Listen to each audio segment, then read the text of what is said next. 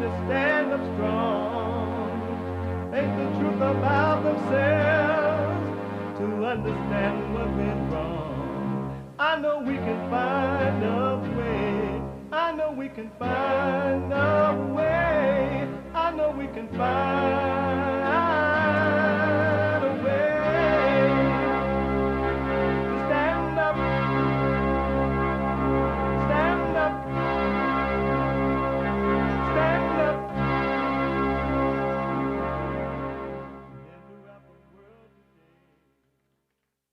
Uniting the races with truth instead of dividing them with lies. We're also rebuilding the family by rebuilding the man. I'm JLP Peterson. Good morning and welcome to the show. It's amazing. It's mind-blowing. It's Thursday again. How fast the week goes by. Do you know election time is just 2 hoops and a holler away? You will be able to vote for the Great White Hope. And it's just 2 hoops and a holler. And it seemed like yesterday. Yesterday, all my troubles seemed so far away. I believe in yesterday. You can get involved by calling 888-7753-773, 888-77-JESSE, Jesse, Jesse. There are a couple lines open if you want to jump in there. They're filling up already. We have every way that you can. Did I do rebuilding the man? Oh, yeah, I did that. Yeah, you were at the biblical question. Oh, yeah. The biblical question. What the? Joe Biden just called me Joe Biden. The biblical question. Do you recognize a wave of pain that overtakes you? Do you recognize a wave of pain that overtakes you?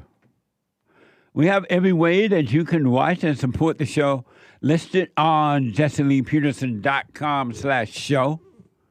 JesseLeePeterson.com/show. And you can listen to the show on your iPhone, iPad, if you don't have time to just sit and watch it, but you want to hear it live and move about and get some things done. You can be listening to the show. You can podcast, of course, but you could be listening to a show on your iPhone or iPad by calling the listen line on TalkStream Live at 605-615-4131. 605-615-4131.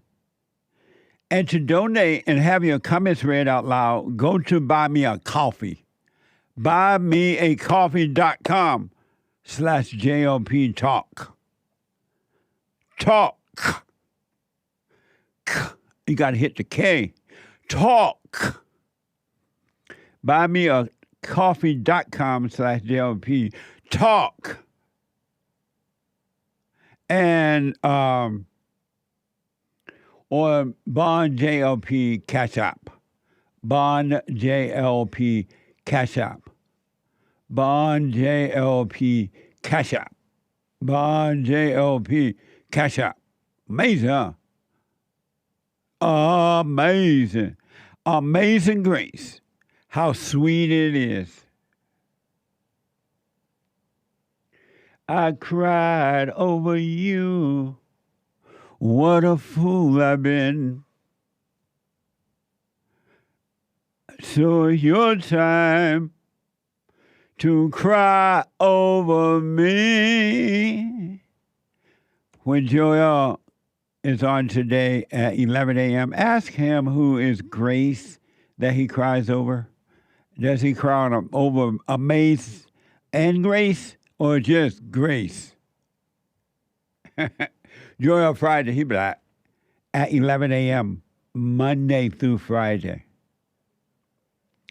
So, some might be aware, some might not. Every Thursday, we take all calls on all situations. But every Thursday, because I get calls during the weekday,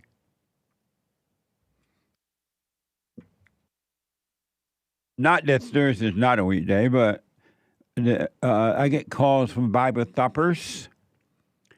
And I noticed that when they call in, it's difficult to really communicate with them. They'll ask you a question or they'll make a statement, but in their mind, they're not communicating with you. They're waiting to, as soon as you finish, quote another scripture. For some reason, they don't know how to carry the conversation from A to Z. And so I'm like, oh, okay, since we love all people, which include the Bible thumpers. We love the Bible thumpers. I love the Bible thumpers.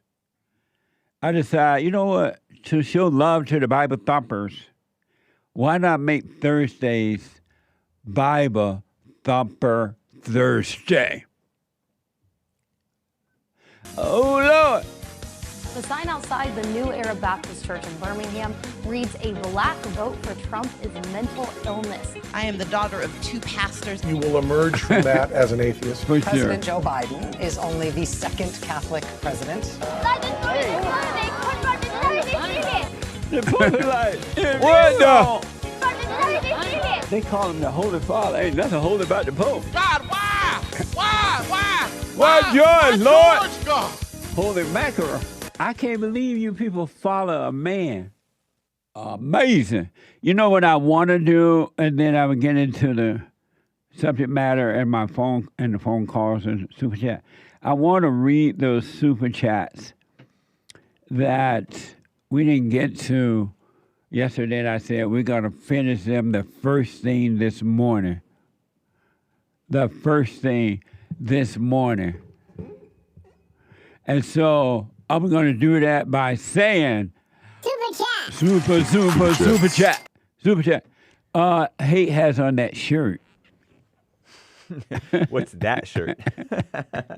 That's a nice shirt. Thank you. Yeah. Can I hear myself? Yes. I like the zipper that's on it. Me too.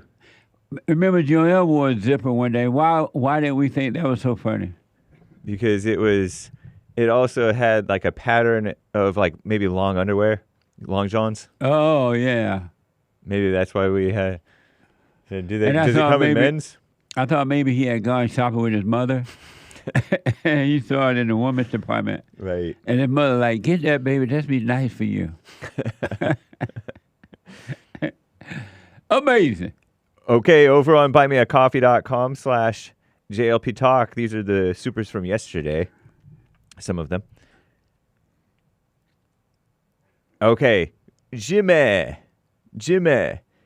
bought a coffee. Question for Jesse. Nowadays, the cool guys are telling us that if you want to get a girl to like you, you need to S-chat her.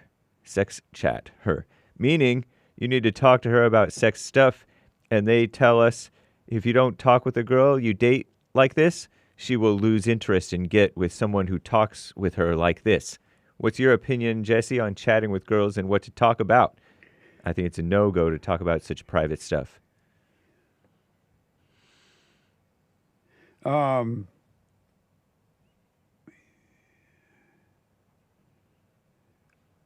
making a note to myself. Right on. Okay, repeat that. Uh, Because I can't do two things at one time. I know. Question for Jesse. Nowadays, the cool guys are telling us if you want to get a girl to like you, you have to text. James Joel said, it wasn't that, James. What the heck? You added to it. I know. And the shirt was nice, but you made it seem like there was nothing really wrong with the shirt. I was just joking around. But anyway, go ahead. Anyway, nowadays, a lot of the cool guys are saying you have to do like sex chat with the girls to get them to like you, and they'll lose interest if you don't. And he asks your opinion, Jimmy. I don't even know what opinion. sex chat is. Like you text, like, I don't know, explicit stuff like you want to, I don't know, flirt. You do that? Who, me? No, you. No, You don't sex chat. of course not. Why are you looking crazy? I don't know, just to put it on a show. That's just my face. I just think that all this attention that guys are putting out there to try to make some woman like them it shows a very, very weak, insecure male. You don't need to try to make anyone like you. You don't need to go out of your way at all. If you're going out of your way, you got a problem. Why are you that focused on trying to make anyone like you? That's dumb. I wouldn't do it, but men are so weak today that I guess they're doing whatever it takes. Thank you. Thank you. Yeah, I appreciate it. Joe PR, 3 coffees. Biblical question. Do you recognize a wave of pain that overtakes you? Do you recognize a wave of pain that overtakes you? I recognize the wave of pain when I'm unconscious, meaning I give it life. But recently I've been watching them instead, like you said, Jesse, and let them pass and don't interact. Thank you for that. You're welcome, and I'll put my 2 cents in on Sunday. Thank you for that. Amazing. Thank you for your 3 coffees, Joe. Luke, 3 coffees. Amazing how your friend was on the radio for so long. I hope you stay on the radio until you're 100. Thank you, Carl Lamb. Carl Lamb was on the radio when they built it, and he was on it when they turned it to internet. He bought his own radio station. He had his own network, his own radio station. It was amazing. Thank you very much. May his soul rest in peace. Nice. Thank you, Carl Luke. Lamb out of North Carolina. Pastor Chatelet with a rumble rant referring to a caller yesterday, a female caller. Jesse, tell her to put a battery in her ceiling bulb and maybe use her own words and not something she found online. Big smile emoji. I forgot what that was about, but thank you. Amazing. I think that was Sharon talking about tell the truth. If a man cheats, she's like, tell the truth. And then you're like, women want to control. And then she judged her ex-husband, we found out. No, you know, mouthful of words for her husband. Yeah. Her ex. What the? Thank you, Pastor. I appreciate it. Xylo with a rumble rant. Is Pastor Chatelet a real pastor or just his online name? I don't know. We The don't dox. pastor. We don't dox here. Right. The pastor. Thank you, Pastor. Xylo with a rumble rant referring to the VP debate that you mostly missed. JD did a spectacular job, he says, or she says. I like that the Great White Hope chose a white man as his VP. It shows he cares about excellence versus picking someone because they're a woman or a minority. Amazing. Amazing. Thank you. I appreciate it. I thought he did well as well. He did an amazing job. Since I'm going to be on Orange Warriors today at 3 p.m. on InfoWar, I had to go and watch the whole thing. So I had to pick up where I left off at. Because they want me to talk about that today. Oh, right on. And I'm like, I got to watch it. What? So thank you. And JD, you know, when they were Trump was trying to decide who he was going to pick for his vice president person. Yeah. He had all these people lined up. That guy from North Carolina, that black guy, Tim Scott. Tim Scott. He had, they were saying Tim Scott. They were saying a couple other people, and they mentioned JD. I'm like, JD is the person. Because I had seen JD over the year in different interviews, and I knew he was from Ohio, and he just seemed so tough. You know, he wasn't afraid when he was being interviewed. So I thought he would be the best guy, and I'm right about that. Out of the guys that Trump had a choice to choose from, JD was the best guy. And thank God he didn't choose those other guys. I know. What a mess. Thank you. Matt, 3 coffees. All thoughts are all lies all the time. Be still and know God. These words have helped me so much. Thank you, Jesse. One thing for sure. All thoughts are all lies all the time about anything. You just don't know the depths of that. Wait until you start working on yourself and you stay with it. It's going to blow your mind. So stay with it, stay with it, stay with it. Thank you. No Fear, Just Faith bought a coffee. Jesse, did you know there is a video of you on C-SPAN giving a speech at the National Reform Party convention? The date was August 12th, 2000, and you are introducing the Reform Party nominee for Vice President of the United States, Zola Foster. Sure did. Her running mate for president was Patrick Buchanan. Absolutely. Amazing to discover that 25 years ago. You supported a woman for vice president of the United States. What a mess. She was my friend. Zola Foster was my friend, and she dead now. She dead. May her soul rest in peace. But yeah, I do remember that. Thank you.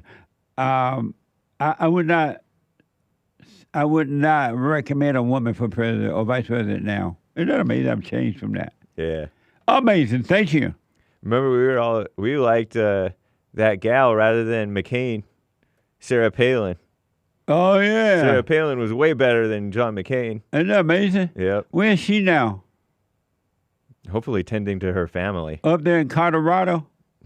Alaska. Alaska. Same thing. Yeah, Alaska. Amazing. Thank you. Someone bought a coffee. Hello, Jesse. The Mexican presidency has seen significant changes recently with Claudia Sheinbaum inaugurated as the first female president.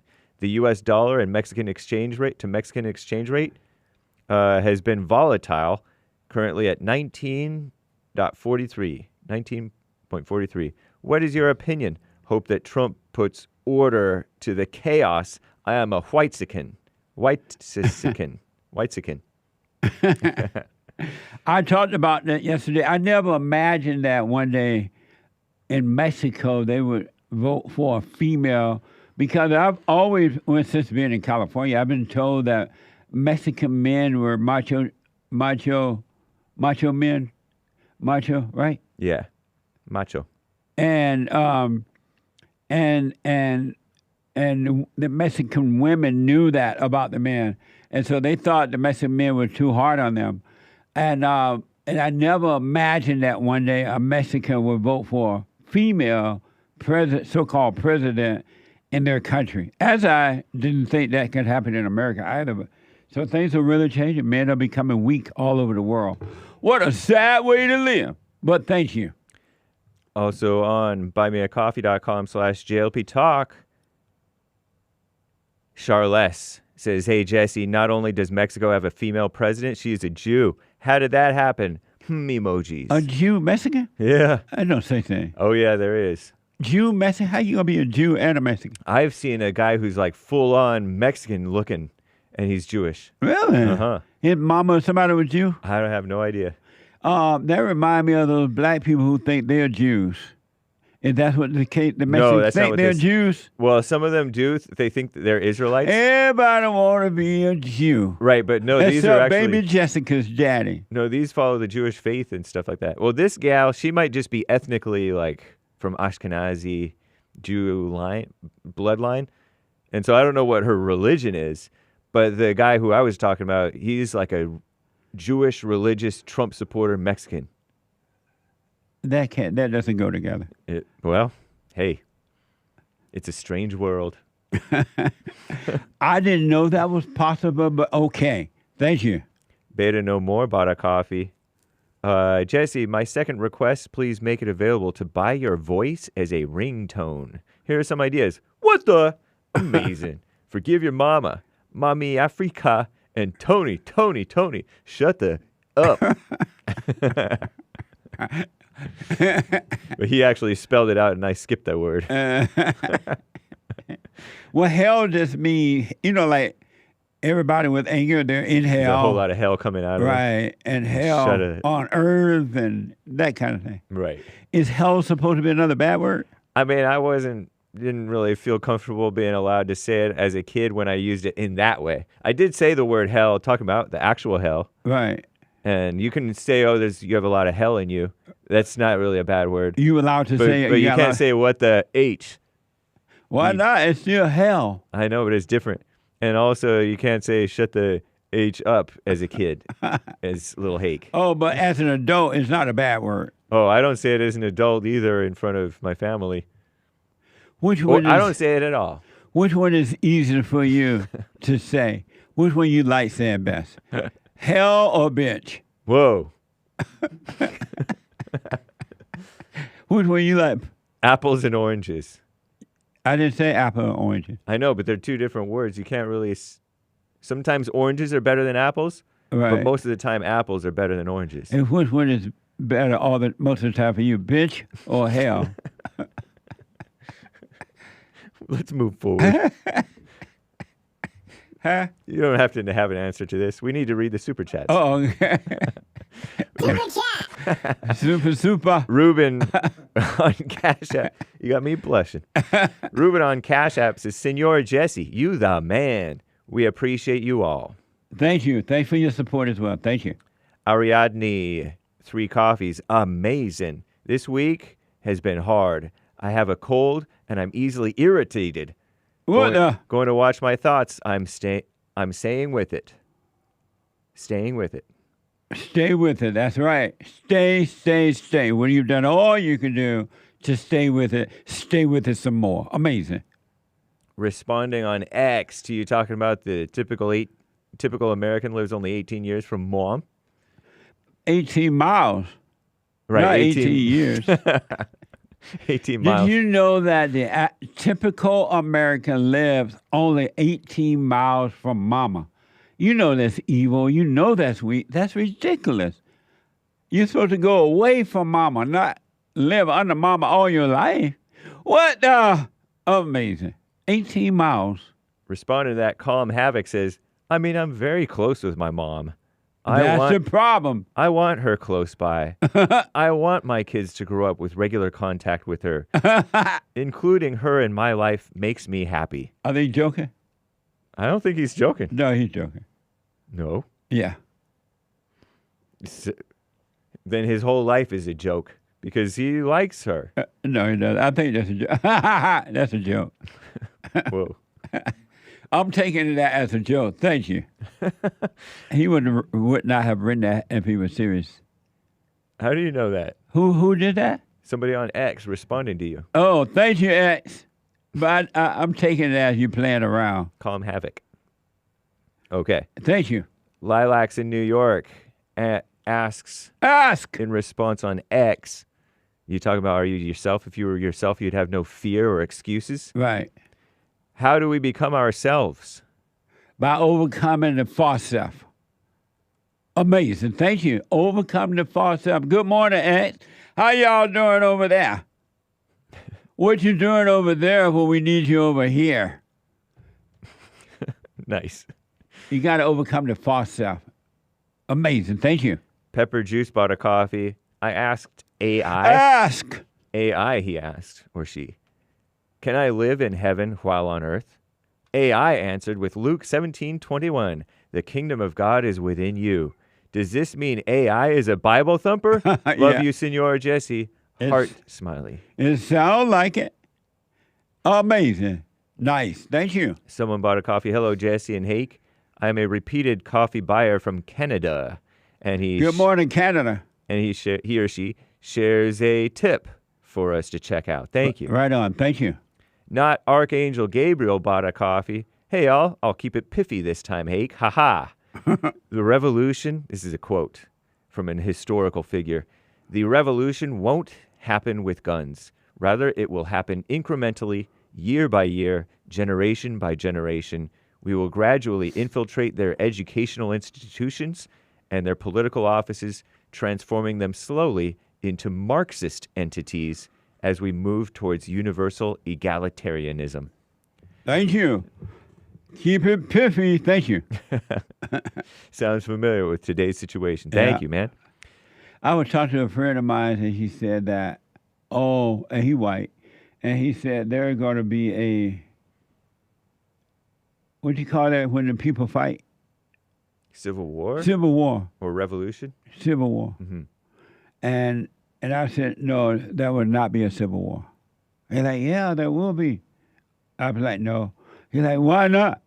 I said, because men and women don't even have the same mindset that the American people had when they had the Civil War before. They were like true Americans. They understood they wanted less government. They didn't want to be enslaved to anyone or anything. Today's Americans love slavery. They love being enslaved. They love the government. They love being weak. They love leaders. They're afraid to even stand on their own. And so because of that, you can't have a revolution. I mean, what you call that? A civil war when you have people who are afraid and now rely on somebody else in the government. Am I right? Yeah. Am I right? But anyway. Not that a civil war would be good either, but Right, that's what I told you. I said, plus we don't need a civil war. We want peace, not war. And the people just don't have it anyway in them. Yeah, and we don't have peace. We just have people rolling over. There was a guy that you read a super chat. He tried to figure out how to talk to a woman. What man tried to figure out how to talk to a woman? Yeah. You just talk and be yourself. Man, the woman ain't special. I know that the man has made the woman his guy when Adam listened to the woman, but it's not real. Amazing. Thank you, though. 3 coffees from Eugene. Love the show. Been watching a while. I've been working on myself. Forgave my mom and dad. Dad always wants to know my business, where I'm going, what I'm doing. Calls me all the time if I go somewhere. The daddy? According to him. Or the mama? And always wants to hang out with me. Can you give me advice to what to do about it? Thanks for what you do. Just tell him no when you want to say no, but don't be angry. Just say no. Just don't be angry. Leave out the anger, and the words will come out in the right way, and you'll be fine. Just say no. As Nancy Reagan said, just say no. She dead. Is Nancy dead? I presume I think so. she died. Look like I remember hearing she died. She dead. Nancy Reagan. Yeah, she died in 2016.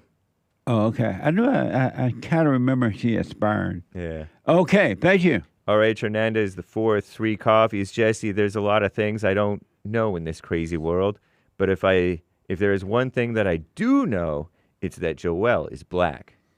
You black. That's for sure.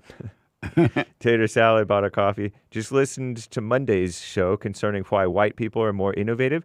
We can't cry racism when we're punished, so we have to take accountability. If everybody other than white people gets fired from a job, they can say it's racism no matter what they're doing wrong, actually. We can't do that. Accountability for one's faults is very good for an individual's growth. Yeah.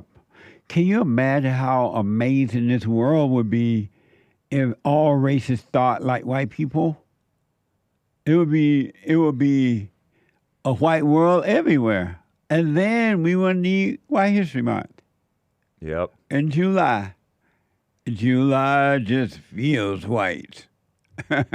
Thank you. I appreciate that. Alan Bowlmer, 3 coffees, breakfast every day. Cigarettes, coffee, JLP. Nice. Thank you. Amazing. I disavow. And thank you, guys. I do believe that is all for now. Amazing. Wow, we caught up. Yeah. Sweet. Yeah, I wanted to catch up with that. I appreciate those super chats and the people comments. Let me take a quick break. When I come back, your phone calls and some other really amazing stuff for you right after this break. Check out Hake shirt. Are you like going to church or a funeral or something? How come you so dressed up? Well, you normally dress well, though. Sometimes. Thank you. I mean, it's a possibility we'll do Punchy TV taping, maybe.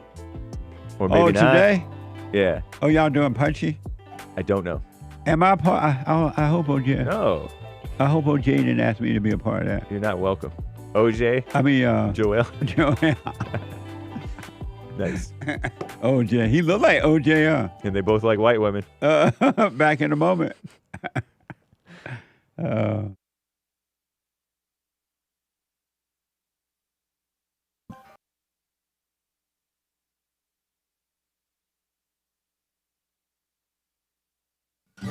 Today's show is brought to you by SEVENWOOD Financial Services.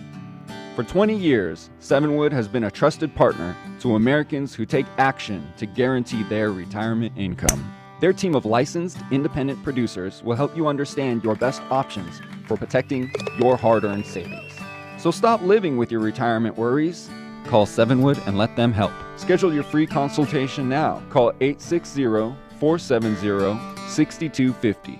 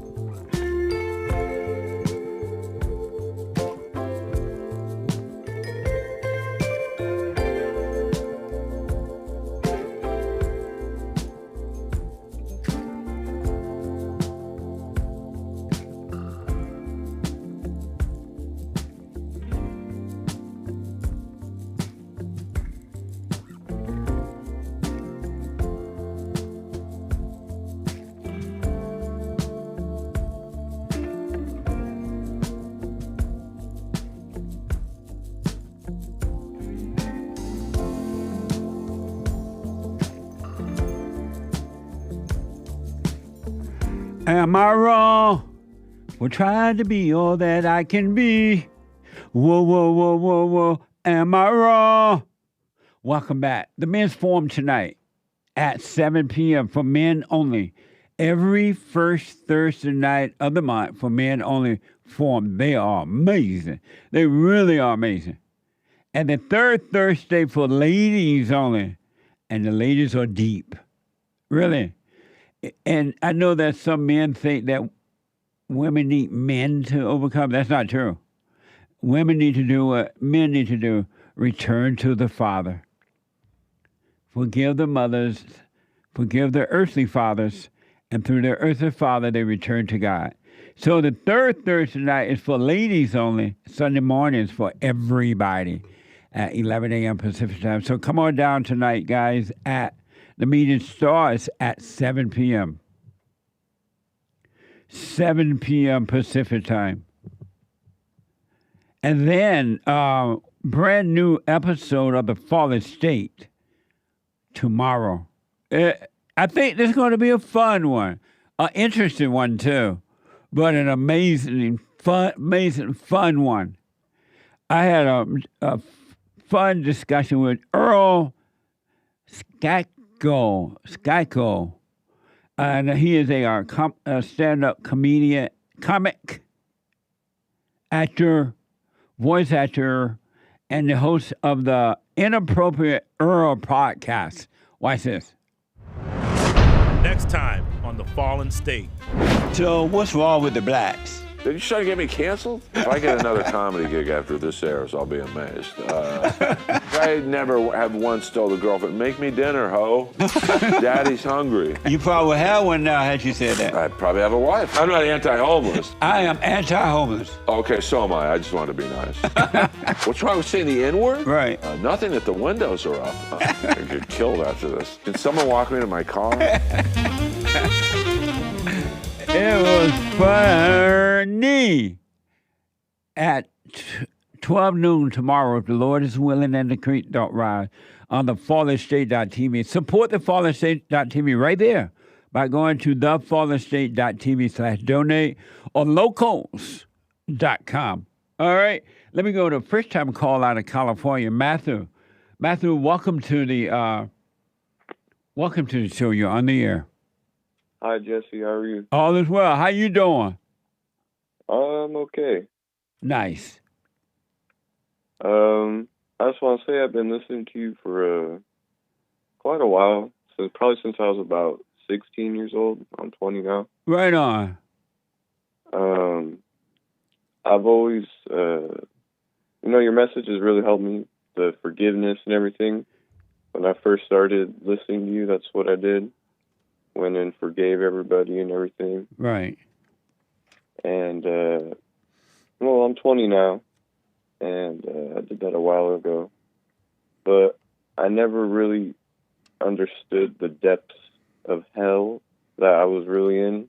You get what I mean? Yes.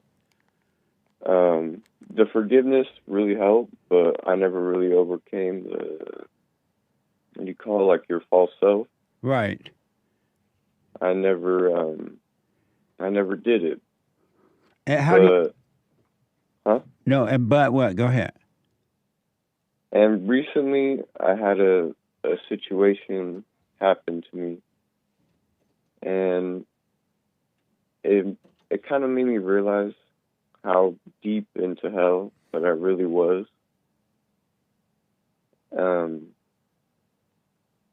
So basically, I was dealing with this woman, you know, and I kind of went at it the wrong way, you know. Yeah. Two people kind of lost, I guess. Yes. Say. You know, I didn't do it the right way. We slut making and everything. How old was she? Same age as me. We actually, our birthdays were 1 day apart. I was 1 day older. Oh, okay. Go ahead. And it was really weird.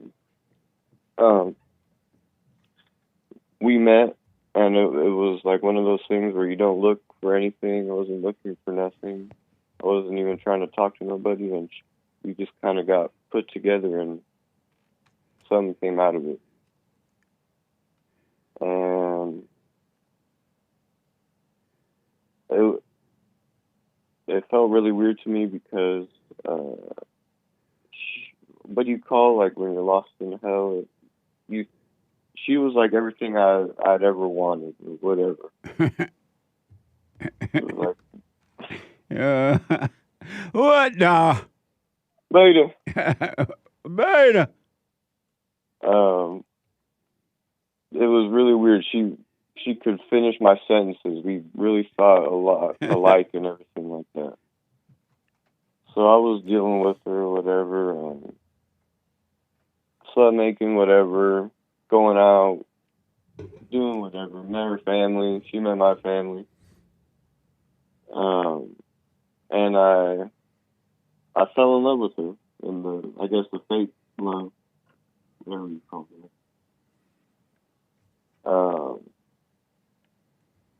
And she appeared to be a decent woman, somebody that you'd want to deal with.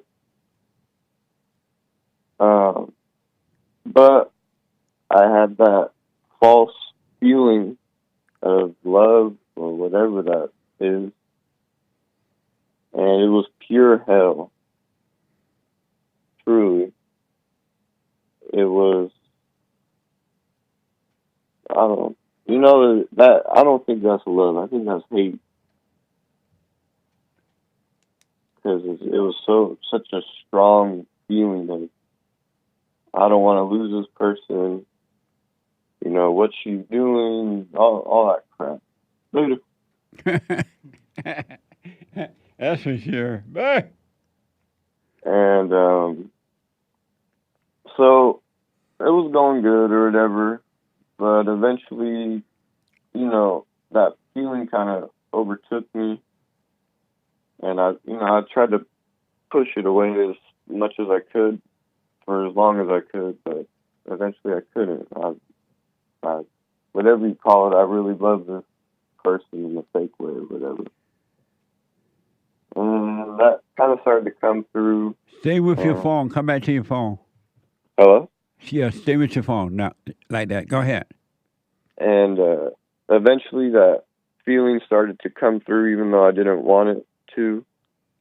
Because I knew kind of deep down, this isn't right. I kind of like this person too much. Yeah.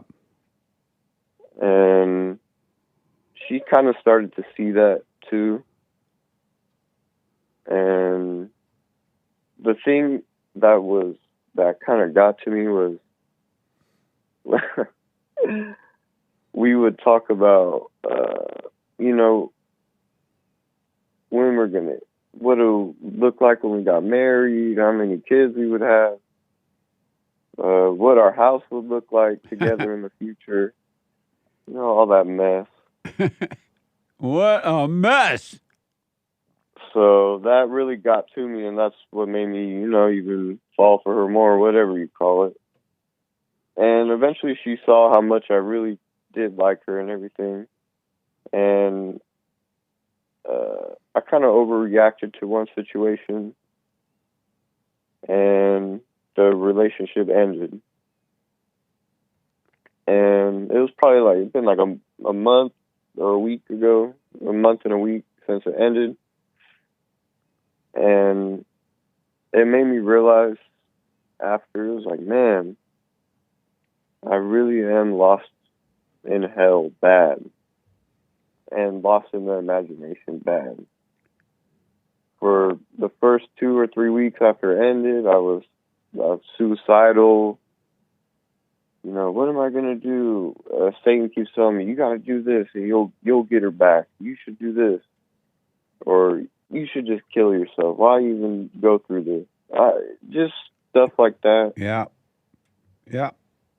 And I've been doing the silent prayer every day. I've, you know, accepted everything that's happened. You know, I have definitely a part to play in why it ended. She was decent. I mean, she wasn't innocent in the situation. She apologized. And I apologized to her for being such a beta. Nice. And I've just been trying to come to terms with everything. She, you know, she was a decent, or appeared to be a decent person, and I guess what you say, what I look for in a woman. And the devil, I can't get it out of my head. I think about it every day, all day. Think about it every day. I can't get it out of my mind 'cause I love you. I got a love sensation. Go ahead. And I'm trying to figure out what to do, because I feel like I'm going crazy over here. So what to do about what? To overcome this and forget about it and just accept it and move on. Oh, okay. About breaking up with her. Did she break up with you? Yeah. Oh, okay. The way you overcome it, you can overcome it right now if you really wanted to. All you have to do is never, ever, ever dwell on the memories. Satan is giving you the memories about the relationship. That doesn't even exist anymore. But he's telling you, oh, remember how you guys used to hang out. Remember how before you could speak, she knew your words. Remember how you said you're going to get this house together.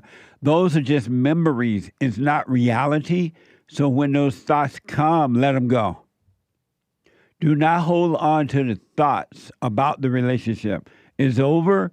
Be done with it. Be done with even the memories of it, and you'll be free. Okay. Because the imagination, which is evil, is just reminding you of that so that it can make you either feel good or feel bad. And then it'll tell you, you might as well kill yourself. You don't have her now. You messed up the relationship. You did this. And you get to the point where you want to take your own life. Or you go and make a fool out of yourself trying to get her back. Don't waste a moment. Let the memories go. A memory is just a memory. Thought is just thought. It doesn't mean you love her or anything. It doesn't mean you want her back. It's over. All you have is right now. This is a brand new day. You have a brand new life right now. Live this life right now. For sure. And so don't dwell on the memories at all. Okay. That's going to be hard, but I've been trying. I got to try. have one more thing to add. Okay. And this might kind of sound crazy, but in my life, I have dreams about things, but it's been weird. Like, I'll have a dream about something mundane in life, like I'm washing the dishes a certain way, and then years later, it'll happen exactly how I dreamt it. Oh, I'm washing the dishes, but it clicked. Like, I never think about it, but it'll click in my head. Hey, I dreamt about this like a couple of years ago, that I would be doing it this exact way. And it's always been, I never dwelled on that or anything. I always thought, oh, maybe it's just a gift from God that maybe on this path or whatever. I never really put much thought into it. Right. Thought, oh, cool. Nice. Yeah. I had this dream a couple of years ago, and now it's happening. And what was really weird to me was I was kind of reflecting over everything that happened with the relationship or whatever. And I realized, man, I had a dream about this relationship like 3 years ago. Like, when I had a dream about our first date, but it was something really small, but it clicked in my brain, and I was like, man, I dreamt about this a couple of years ago. And I was trying to figure out silent prayer, everything, to let God see what was the purpose of this whole thing. What was the reason? You know what I mean? I don't know if that sounds crazy or not. I understand what you're saying, and don't put any thought into that either. Don't try to figure out spiritual things. But most of the time, all human beings, when they are sleeping, they are unconscious, and they don't know it.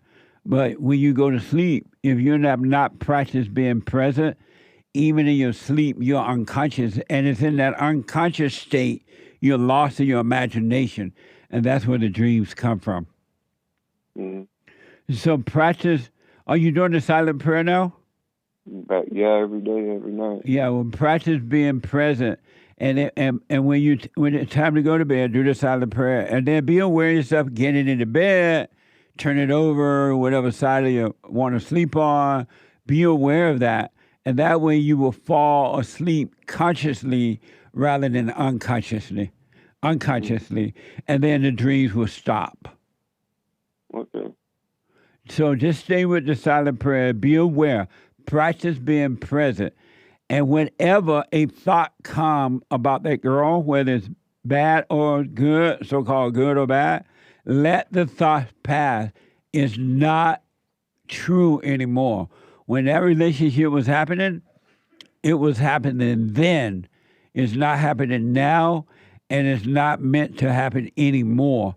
Because the devil will make you go back to her, and she will destroy you because you will go back in a weak state of being, and she will run all over you because you will be weak. The relationship is over. It's just thoughts now, and thoughts are not real. For sure. So let it pass and move on with your life. All right, Jesse. I really appreciate it. Yeah, but do not dwell on the thoughts of that girl at all. Be done with her, including thinking about it, because it's just thoughts, and they're setting you up if you fall for one of them. Mm. So if you catch yourself caught up in them, just realize I'm in a thought. I'm feeling this way because I'm in a thought. It's not, the feelings are not real or necessary. And just come back to your body, bring your mind back to your body, and you'll be fine. But work on it, stay with it, stay with it, stay with it. You'll be fine. All right. I really appreciate it. Thank you, Jesse. Let me ask this. Who or what are you relying on now to make you happy? Nobody. At first, for like the first week or so, I was like, man, I can't stay in the house. I got to get out of here. I'm going to go crazy. I was drinking, doing drugs, smoking cigarettes. I was doing everything. I had to be out of the house. And so you were relying on all those things to make you happy, but it doesn't last. No, and then I'd get home, and then I'm back in hell. And I couldn't, the the pain was so bad I couldn't even sleep. I'd wake up 4 or 5 times throughout the night. I understand. And, the pain that you feel, that's what the hell is, and that's what God is trying to save you from. So don't rely on anyone or anything to make you feel good from that. Don't run away from that. You just be aware of that pain, of loneliness and regret. Oh, I regret that I overreacted and made the relationship break up. Oh, I should go back to her and all that crap.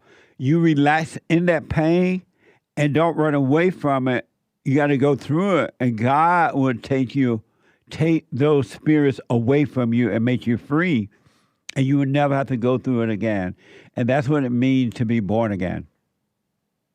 And that I kind of realized that, because right away I was like, man, you know what? I should be doing the silent prayer. I should be, you know, and I could kind of see a little bit of the light. I really lost all appetite for drinking or doing any drugs or anything. I was like, you know what?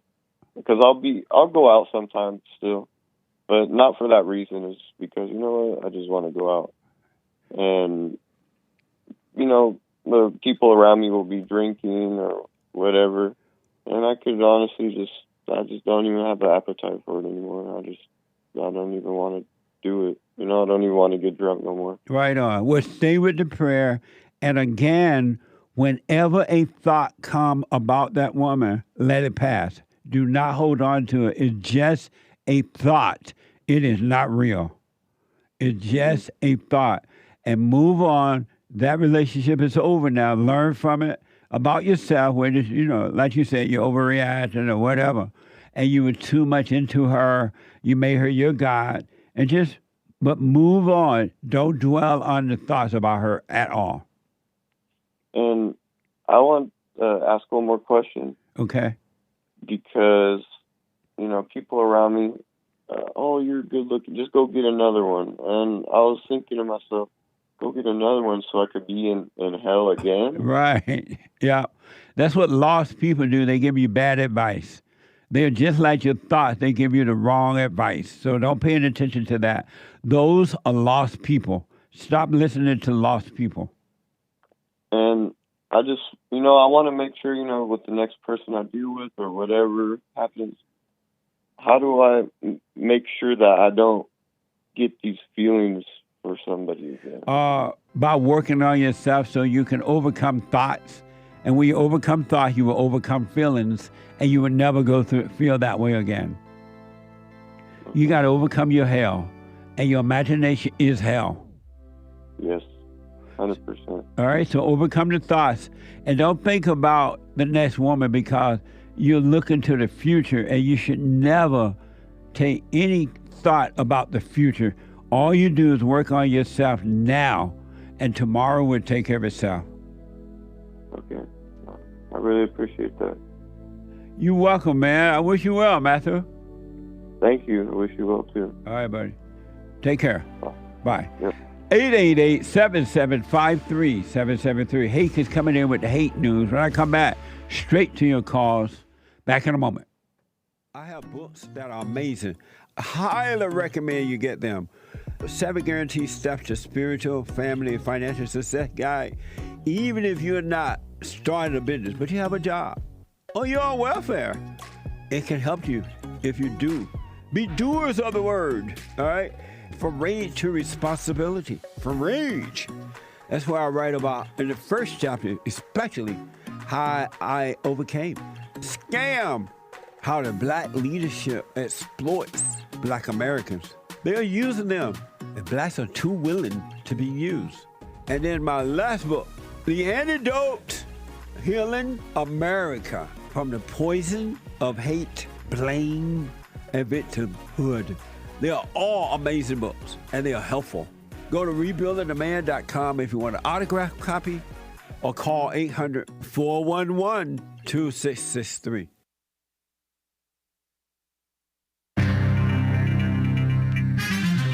A whole lot of mess going on in the world. Commie union mess. January 6th, fake mess against Trump. And but there is peace in the Middle East. Not. This is the end of hour 1 of Bible Thumper Thursday, October 3rd, AD 2024. First Thursday of the month, by the way. Men's Forum is at 7 p.m. here at Bond in Los Angeles. So be there or be Red Square. Rebuildingtheman.com/events. Rebuildingtheman.com/events. If you need more info, or you can call the Bond office, 323-782-1980 between 9 and 4, Monday through Friday, to get more info if you need it, if you're local. Or 1-800-411-BOND, 1-800-411-2663, worldwide. You can call that number for free via Skype. Did you know that? All 800 numbers are free using Skype. 800 or the 888 number for the radio show. Cool, huh? Commie Nonsense Network CNN reports a massive port strike along the... A port strike, is that kind of like a missile strike? A missile strike? Is it terrorism? Massive port strike along the east and Gulf coasts have entered their third day. Third day has the potential to become one of America's most disruptive work stoppages because they are not workers, they're lamos. Shout out to the longshoremen and the longshoremen women. In recent times, most disruptive work stoppages in recent times. If the strike drags on, you can expect some shortages of perishable items that the United States imports, such as bananas and other things.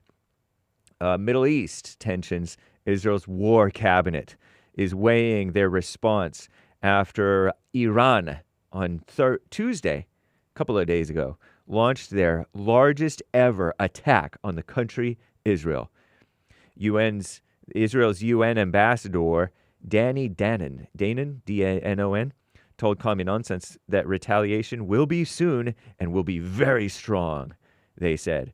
People in Tehran, that's the capital of Iran, they are on edge because there's people there in the capital of Iran, and they might get hit. With many fearing Israel's retaliatory attack could target Iran's nuclear facilities. Oh, no. Crooked Joe Biden, the so-called president of America, he said he does not support an Israeli attack on Iranian nuclear sites, adding that all members of the G7, that's the Global Homos top 7 countries or whatever, on Wednesday, they agreed that Israel should respond proportionally. Proportionally, not disproportionately. Meanwhile, an Israeli strike in central Beirut, that's in Lebanon, Beirut, however you pronounce it, killed at least 6 people today. Israel's strikes have killed over 1,000 people in Lebanon. Wow. And displaced about 1 million residents since they escalated their war with Hezbollah. So we wish everybody well, right? And the January 6th propaganda, fear-mongering. Give me a break. Where is the Black Lives Matter hearings? Nowhere to be found or seen because they don't care about actual factual insurrection. They care about fake insurrection to attack our greatest president and his supporters. A new court filing provides fullest picture yet of the 2020 election case against our greatest president, Donald J. Trump, according to Commie Nonsense, outlining what special counsel Jack Smith, the triathlete, describes as Trump's private criminal conduct. Lord. 165-page filing, never before disclosed evidence about Trump's actions leading up to the January 6, 2021 mostly peaceful protest. Jack Smith's motion claims Trump tried to overturn the 2020 election results as a political candidate, not as a president, and is therefore not entitled to immunity from criminal prosecution for official actions, which the Supreme Court granted him back in July. The Trump campaign slammed the filing, calling it another obvious attempt by the crooked Joe Biden administration to undermine American democracy. Using the word democracy too. Capital D, democracy too. And interfere in this election, which is true. It's of course true. Anyway, I'll tell you about the power outages and childhood vaccines in the next hour. But we're going back into the second hour of Bible Thumper Thursday, the Jesse Lee Peterson Show. I'm James Hake.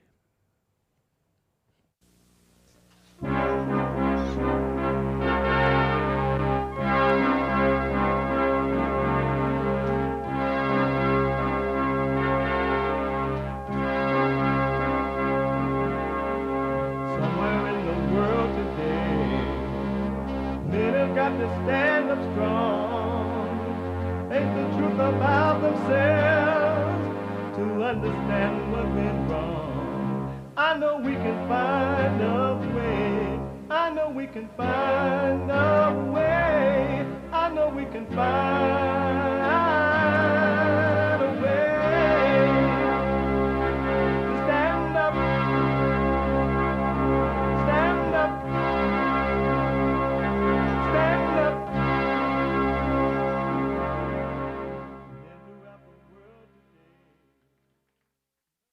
Uniting the races with truth instead of dividing them with lies.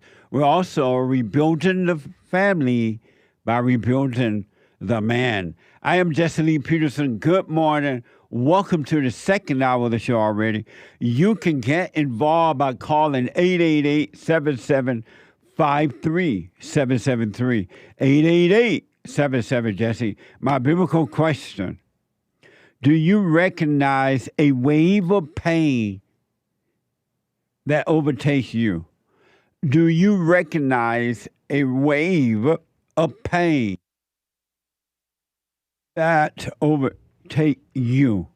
You can listen to the show on your iPhone or iPad by calling the listen line on TalkStream Live. You can podcast as well, but you can be listening wherever you are, whatever you're doing, by calling the listen line at 605-615-4131.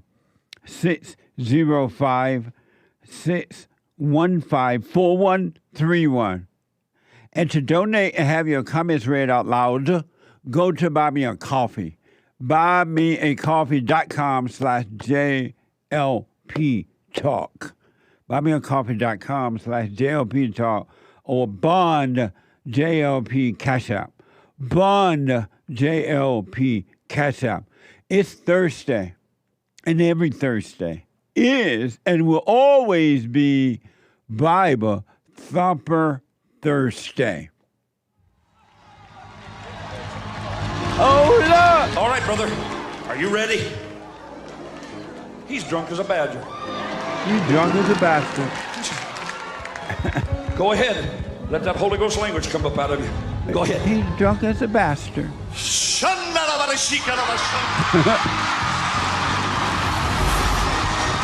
Fire! Bible Thumper Thursday. What a mess.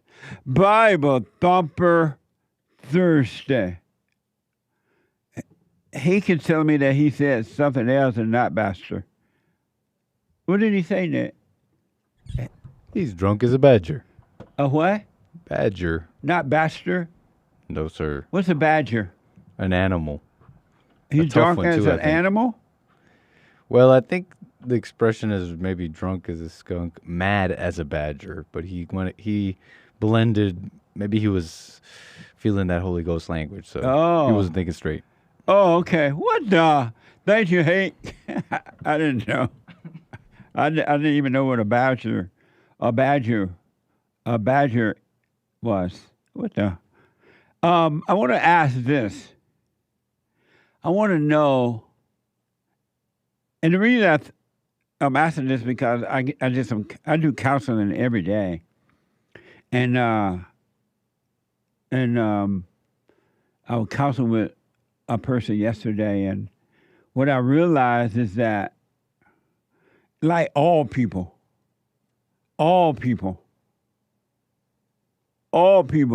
they are using, all people use something or someone to make themselves feel better. So I want to know, who are you using to make yourself feel better? Who are you using? Are you using your mother or your father, your sister, brothers, or family members? Are you using your drugs or your alcohol or your money or your place of location where you live, your job or the type of job you have? Are you using your so-called friendship, the people you associate with? Are you using, trying to hurt others, gossiping, or whatever. Who are you or what are you using? Are you using your drugs, your alcohol? Are you using your marijuana, your fentanyl? Are you using your imagination? Who or what? Are you using your imagination? You know, you go into your imagination and you get all these thoughts. And about the past or the future, or judging, or you love somebody, or you think about them. Are you using your wife, or are you using your husband? I'm being told the word is whom are you using, or what are you using? Think about that. Every human being uses, are you using your vacation, or hiking, or walking along the beach, or try to be a movie star, actor, or try to be the most popular person on YouTube? You might, whom or what are you using to try to make yourself feel better, to feel happy or feel good? Are you using your imagination? Are you trying to hurt others? Whatever. Think about that. Think about it, all right? Every human being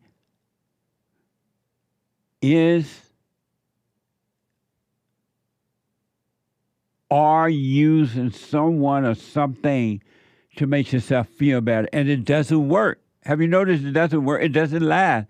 And you cry out to whatever you use. Oh, help me to feel better. Help me, drugs, to feel better. Help me, pot, to feel better. Help me, imagination, to feel better. Help me, wife, to feel better. Or husband, to make me feel better. Girlfriend, make me feel better. Or help me, fake friends, to make me feel better. Let me hang out with a certain type of person or people to make me feel better. Whom or what are you using to feel better? Help me, imagination, help me.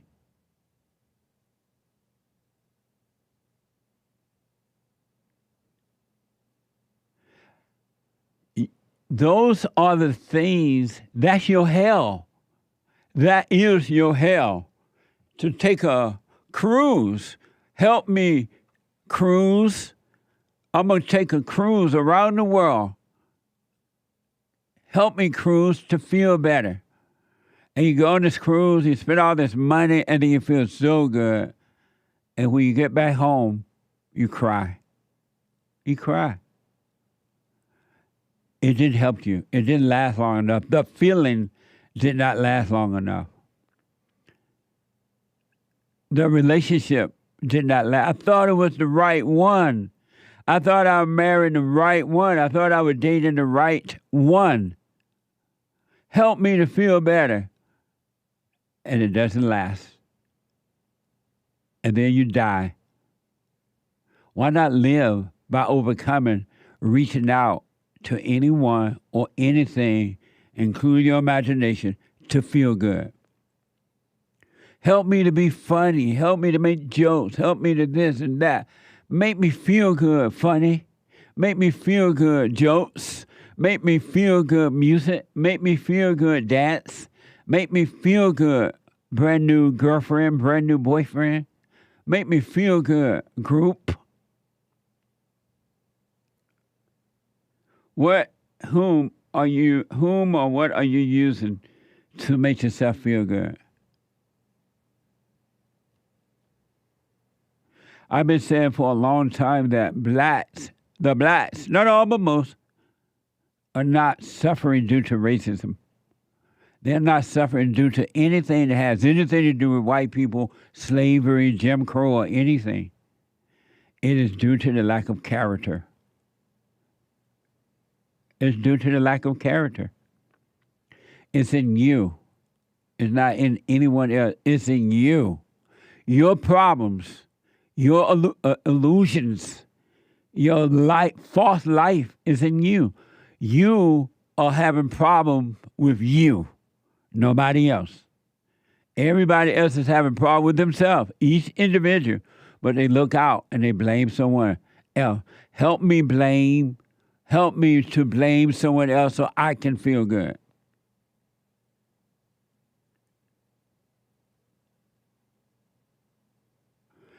I remember, some of you might be aware, but I took Jesse Jackson to court because he and one of his sons and a couple other those so-called stupid black people attacked me. They got mad because I got up and said I didn't want anything to do with them. I wanted to just deal by myself. And they didn't like it. And so Jesse Jackson's son, I believe it's the same one that attacked me at the event. He had a hissy fit about it. And I guess the next day or so, whenever there's a little meeting happened, a sermon happened, he spoke about Jonathan Jackson. Yeah, that's the one.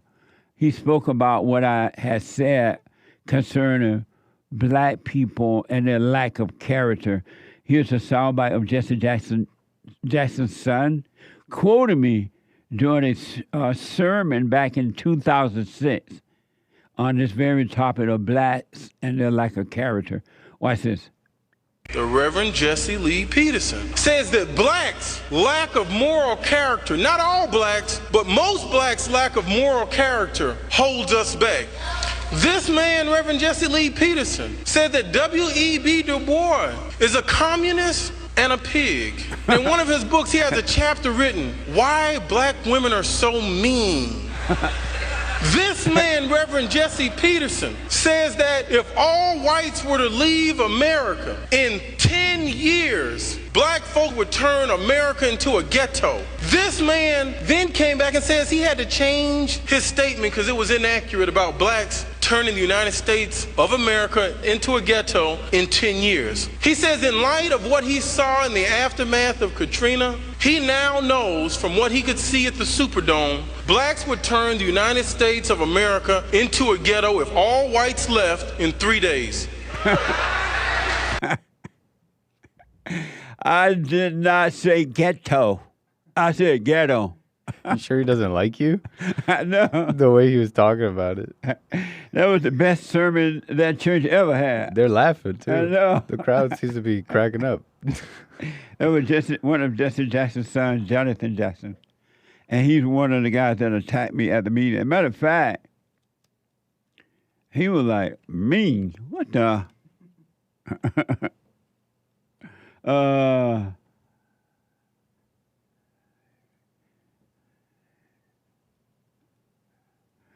So Jesse Jackson has a son named Jesse Jackson Jr., I think. Not him, but this is Jonathan. I did not say ghetto. I don't say ghetto. I say ghetto. They would turn America into a ghetto in 3 days. Look at what's happening now. Am I wrong?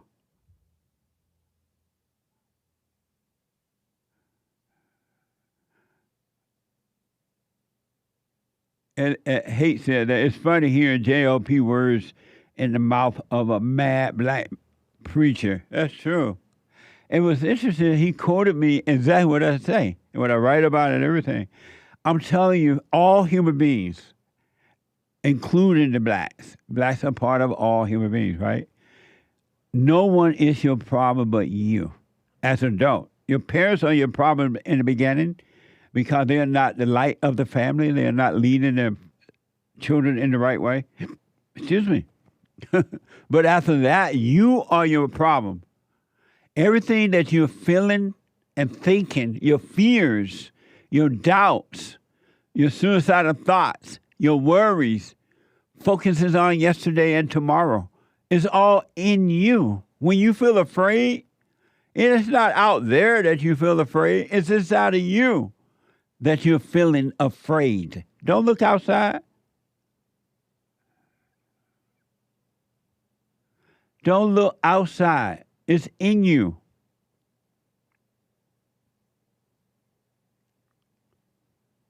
It's inside of you. Your fear, your loneliness from a breakup, it's in you, it's in here, your imagination. It's not even real. The thoughts are telling you that it's real, and it gives you thoughts about how the relationship was, how nice it was. If I can only get her back, I won't do the same thing over again. It was so good. If I could get her back, and with the woman, if I could get him back. Those are just thoughts. They're not real. Those are memories. And memories are not real. When it happened then, it happened then. And when it's over, it doesn't exist anymore. It's just a thought. And you're driving up and down the Pacific Coast Highway, playing and listening to Sitting by the Dock of the Bay. And all you have are memories, and you think the memories are real. And then you cry. Work on yourself. And not all, but most blacks are suffering due to the lack of character, not anything else. They have lied to you by telling you it's slavery, it's white people, they're holding you back, and they're lying to you, and you believe the lie, and that's playing in your ego too, your imagination. There's this black woman, speaking of turning America into a ghetto in 3 days, there's this black woman by the name of, let's see here, Tiffany. And Tiffany is from Dolton, Illinois. She's the mayor of Dolton. And she is now facing eviction. Tiffany Henyard is facing eviction after allegedly living large on taxpayers' dime. Watch this first soundbite from News Nation. It's your super mayor, Tiffany Henyard, the people's mayor. Fresh off a new controversy over this street party, the self-proclaimed super mayor, dubbed nationwide as the worst mayor in the country, may soon be homeless. A new court filing shows she's been served an eviction notice for failing to pay back rent to the tune of $3,350. The eviction notice states that Henyard and her boyfriend were informed on September 18th about their overdue rent and were given 5 days to vacate the property. Henyard's lawyer says, quote, "This is a claim brought under false pretenses. It's just the latest challenge for the embattled mayor of the village of just more than 20,000 people." A lot of times this board sells you off of fake news, which is they come out and they film things and they put our community in a bad light. Amazing. Now do you believe me that they would turn America into a ghetto in 3 days? At least I was given it 10 days. Look at the mayor of Chicago, the one now and the one before that. Is Chicago a place you want to live? Look at Mommy Africa. Look at South Africa. I really appreciated what ex-daddy had to say about, what's the man's name on X? Elon Musk. And what's his daddy's name? Elon Musk. He lives in South Africa, and he was honest. It's hell in South Africa. Ever since the whites gave up their country, it's hell in South Africa now. You can't even send your children outside to play. Here's just a little bit more on this woman, Tiffany, and her tax issues. Watch this. Since the beginning of the year, she's been locked in a battle with the Board of Trustees over accusations she misused taxpayer money to pay for lavish, first-class trips to Las Vegas, overpaying for security detail, and not paying city vendors. The Illinois Attorney General is also investigating the mayor's cancer charity over allegations all of its donations came from taxpayer funds. Am I wrong? Am I wrong?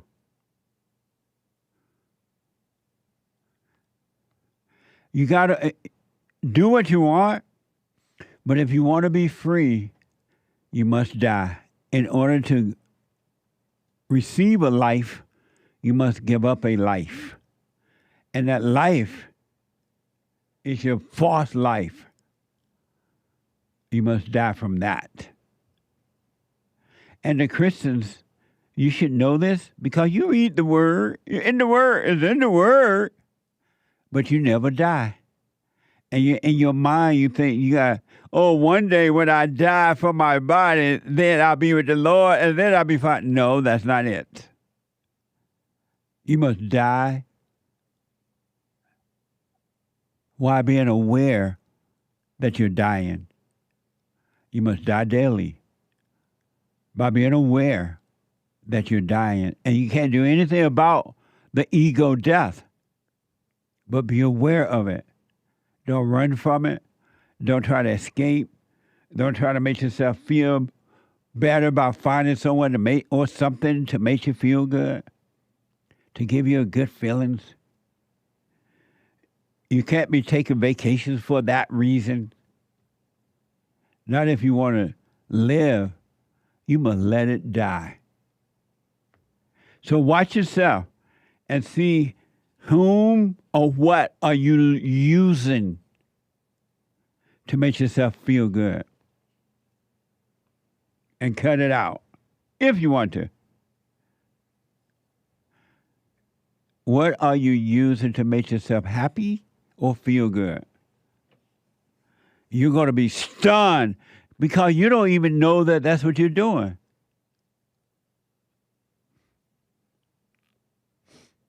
When you go to your little Alcoholic Anonymous classes, they should be telling you, you know what? You don't have a drug problem, you have an ego problem. You've been begging these drugs to make you feel good. In the same way you beg somebody or something else to make you feel good. Some location. How many of you can sit alone in a room for an hour? You ever thought about that? And have no distraction at all? What will happen to you? Zero distraction. Just sit there. Not even an hour, 10 minutes. And see what comes up on you. 888-7753-773. 888-77 Jesse. It was interesting to hear Jesse Jackson's son repeat my words.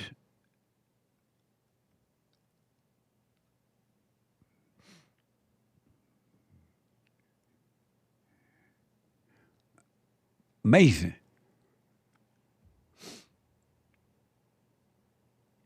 Let me go over to Germany, a first-time caller, and talk to ADRI, I believe. ADRI, welcome to the show. You're on the air. Hello, Jesse. How you doing, sir? I'm good. Thank you very much. Amazing. I'm calling because I want to respond to your biblical question. Do you recognize a wave of pain that overtakes you? Yes, I recognize that. Sorry. And for my view, it is because the pain is because my spirit cannot be there. Not. Repeat that?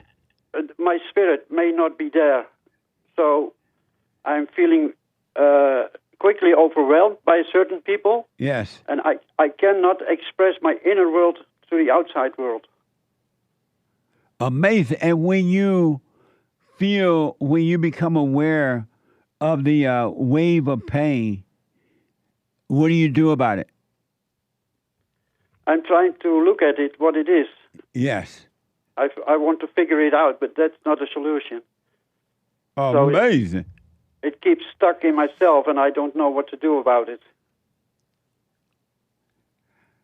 And that's the pain. That you don't know what to do about it? Yes. Interesting.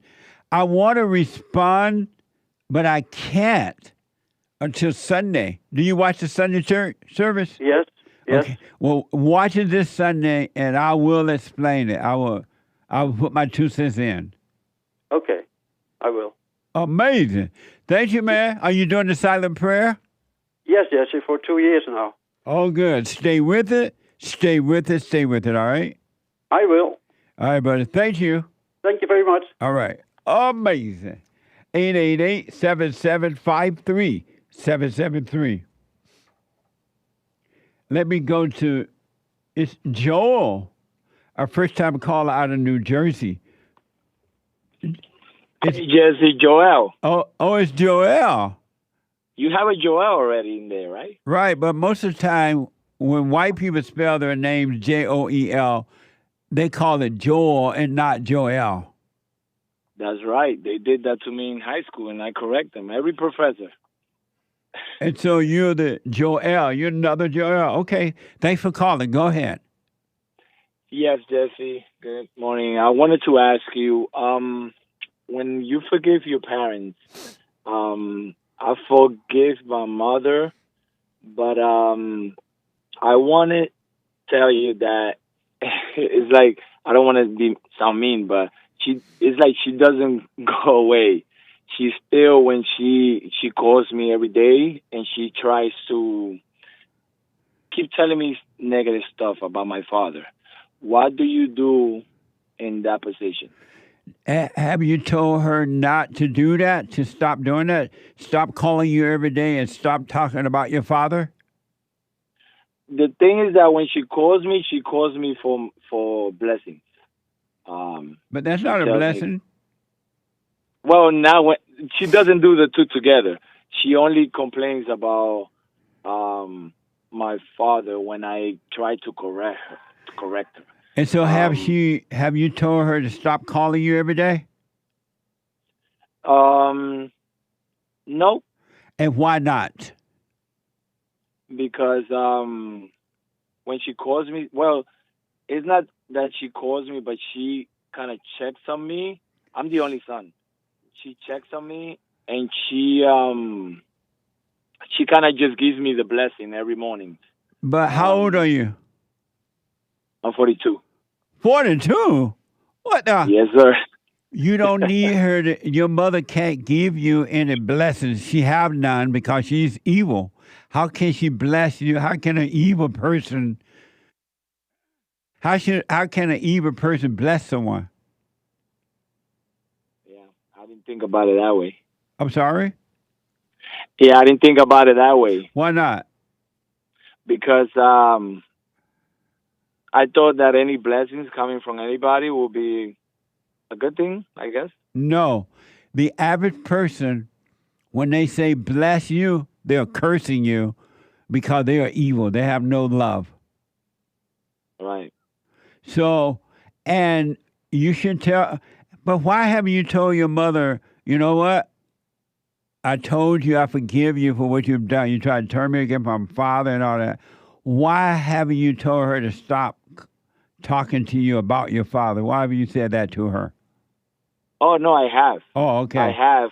And when I do, she takes it in a way that I'm defending her. That I'm defending my father, I mean. You are? Yes. So here's what I recommend. You tell her to stop calling you, that you don't want her blessing, she doesn't have any to give, and tell her to stop, don't be checking on you, and don't be talking about your father. And if she doesn't stop, you block her from your phone and your internet and everything. How can I do that in a nice way, Jesse, now? You do it by hitting those right block thing on your phone. There's something on your phone called block. Block her. Just block her number? Yeah, let her know if you don't stop calling me every day, I'm going to block you. And if she does it one more time, you block her. You know what's the funny thing is that she doesn't do it every day now since I forgave her. Right. Hold on, Bernie. She can't. Hold on a minute. Let me take a quick break. 888-77-JESSE. Back in a moment.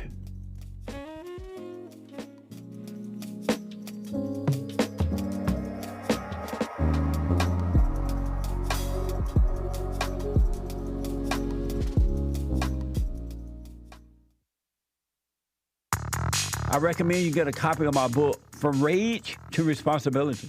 I write about how the spirit of anger was taken away from me 29 years ago. I forgave my mother who tried to turn me away from my father, and I returned to my father, and through him, my father on earth, and through him I was able to return to God. No man or woman can return to God unless you go through the Son. And men are sons of God. They may be weak, pathetic examples of it, but it's the spiritual order of life. God in Christ, Christ in man, man over woman, and woman over children. So get from race to responsibility. I write about that. Go to my website, rebuildingtheman.com for an autographed copy, or call 800-411-BOND. And donate to my nonprofit, Bond, the Brotherhood Organization of a New Destiny. We are rebuilding the family by rebuilding the man.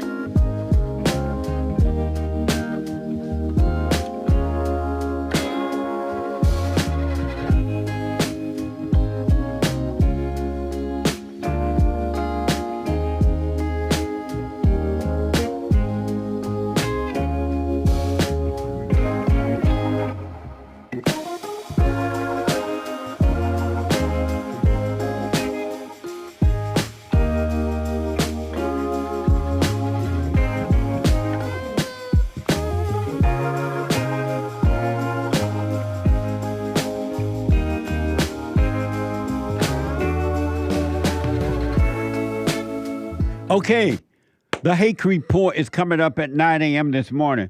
James Hake is on fire. The guy with the good hair. From 9 to 11 a.m. Pacific time. And then at 11 a.m. today, Joel Friday TV, he black. At 11 a.m. this morning, Pacific time. And 4 p.m., the American Anchor Baby. A genius. At 4 p.m. Pacific time. The American Anchor Baby. And tonight at 7 p.m., monthly men's forum. Every first Thursday night of the month, 7 p.m. I'll see y'all there. Don't be square.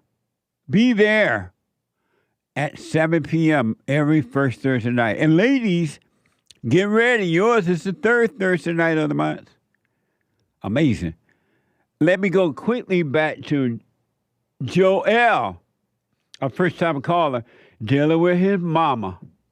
Joel. Yes, sir. You were telling me that your mother, when you forgave her, she stopped doing what now? A little bit? So she used to send me a message through WhatsApp every morning. Wow. Blessing me. Yeah. Yeah.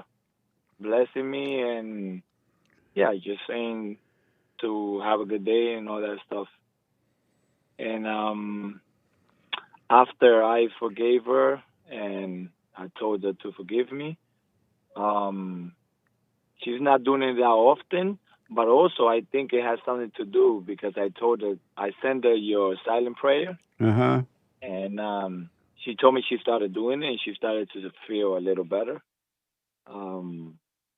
It's been changing a little bit, so she doesn't really do it as much as before.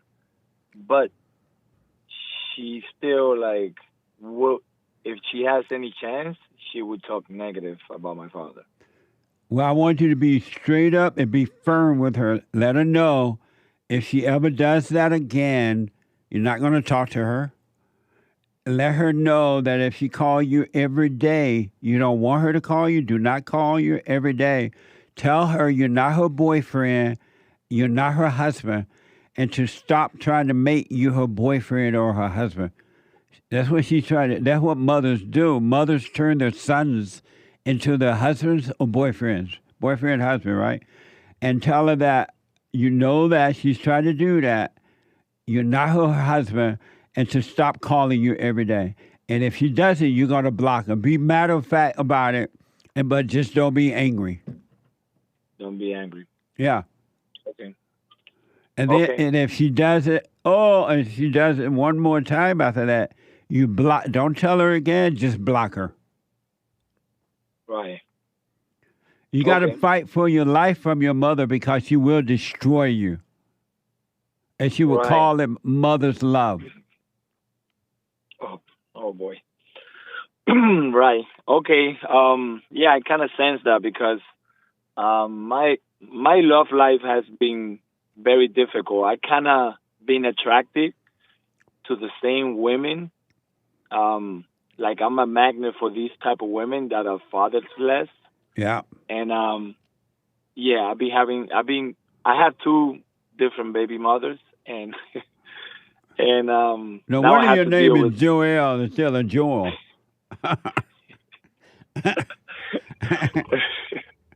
Well, So yeah, I've been dealing with just- that situation for. Yeah, for a every while. woman you get involved with is the spirit of the mother. That's why you're not able to deal with them. Until you can deal with your mother, every woman you get involved with will be your mama, and you will not be able to handle her. So deal with your mother. Be straight up about it. Just don't be angry. And if she does what you tell her not to do, you block her. Okay. I'll do that, Jesse. All right. Appreciate that. I wish you well. Thank you, buddy. All right.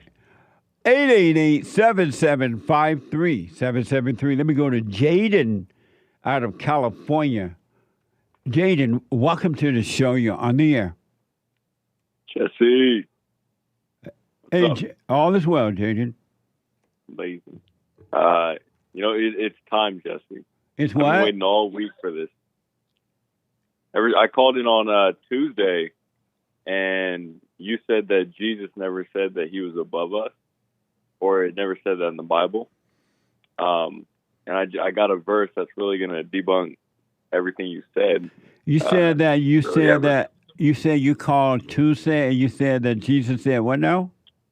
That he was above us and that he's king. You're supposed to obey him, and you said no, he's not. Oh, okay. And you said you found a scripture that says he said he is above you? Well, he didn't say, but he implies it in this, and you'll see what I mean. So it's Matthew 28, 16 to 17. So this is after Jesus got resurrected. He told all the disciples to go meet him in Galilee on a mountain. And all the disciples, it says, then the 11 disciples went to Galilee, to the mountain where Jesus had told them to go. And when they saw him, they worshipped him, but some doubted. And then Jesus says, go preach to everyone in the name of the Father, Son, and the Holy Ghost. So if Jesus was not king, he did not want us to worship him. Why wouldn't he have just told them, why are you guys worshiping me right now? Like, I'm not king, I'm not Lord, don't worship me, right? But he didn't care. They were worshiping him, and he just said, go spread the gospel. But I thought you were about to read something where Jesus said he was above us or something like that. Yeah, I have Did you another say one. that? He says, yeah. Okay, So Jesus himself.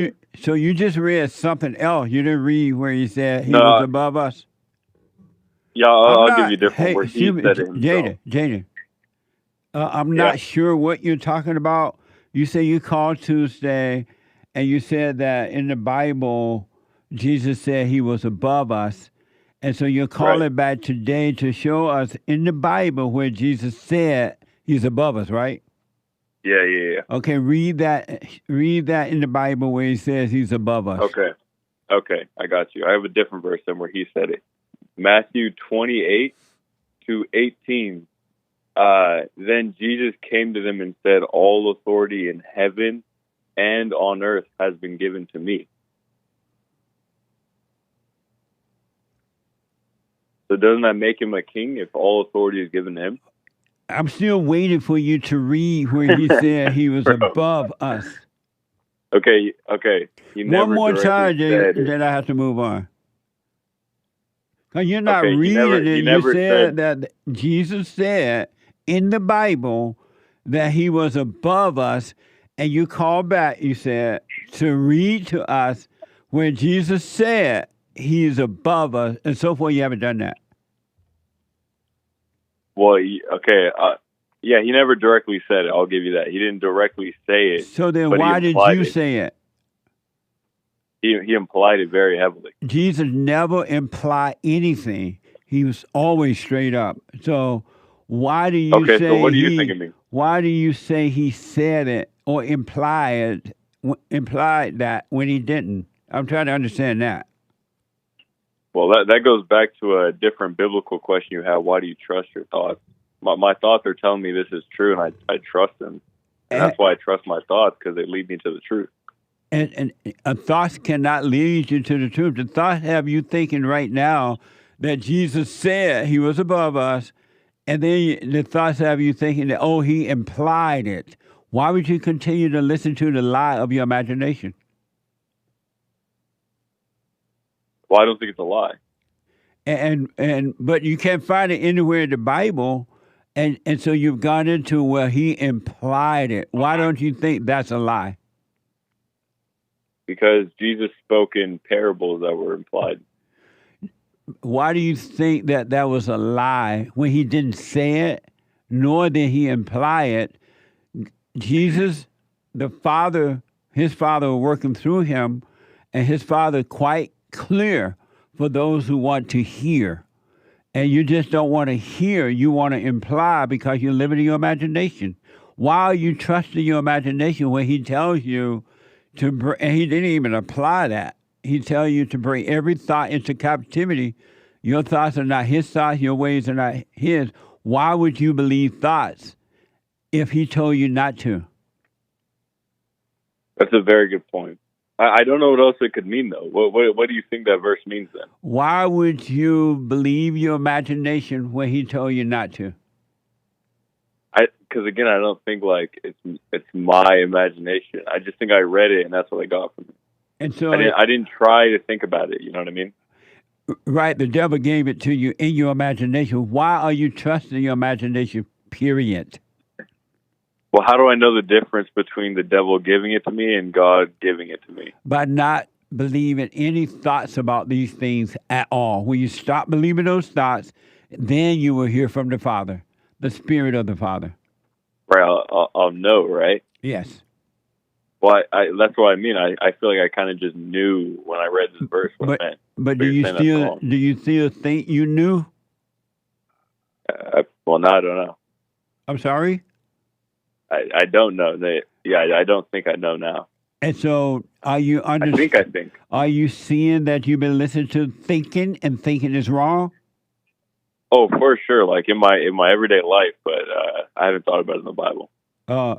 Well, you need to think about it in the Bible because you're totally worshiping the devil and calling him God. Can I ask one more quick Bible question for you? Yeah. So another guy gave you a verse in Revelations where John wrote the book of Revelation, the disciple John. We know that historically. And it says Jesus is King of Kings and Lord of Lords. And you said that's just what John said about it. Or that's just what John said about it, basically.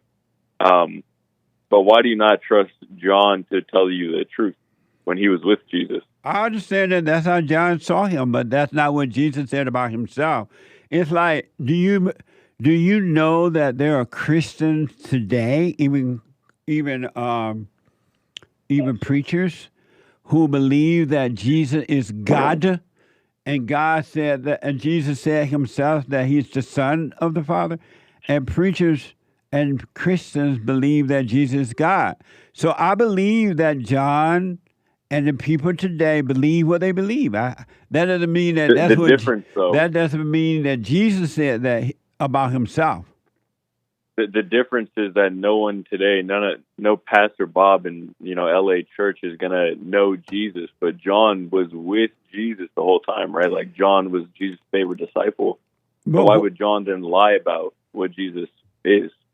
That's how John, who said he was lying? That's how John said he saw him.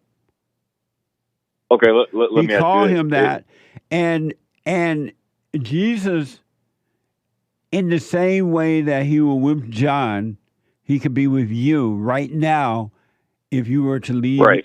If you were to depart from your imagination, you will have the same experience that John had with Jesus right now, but you're refusing to leave your imagination. You still worship the devil.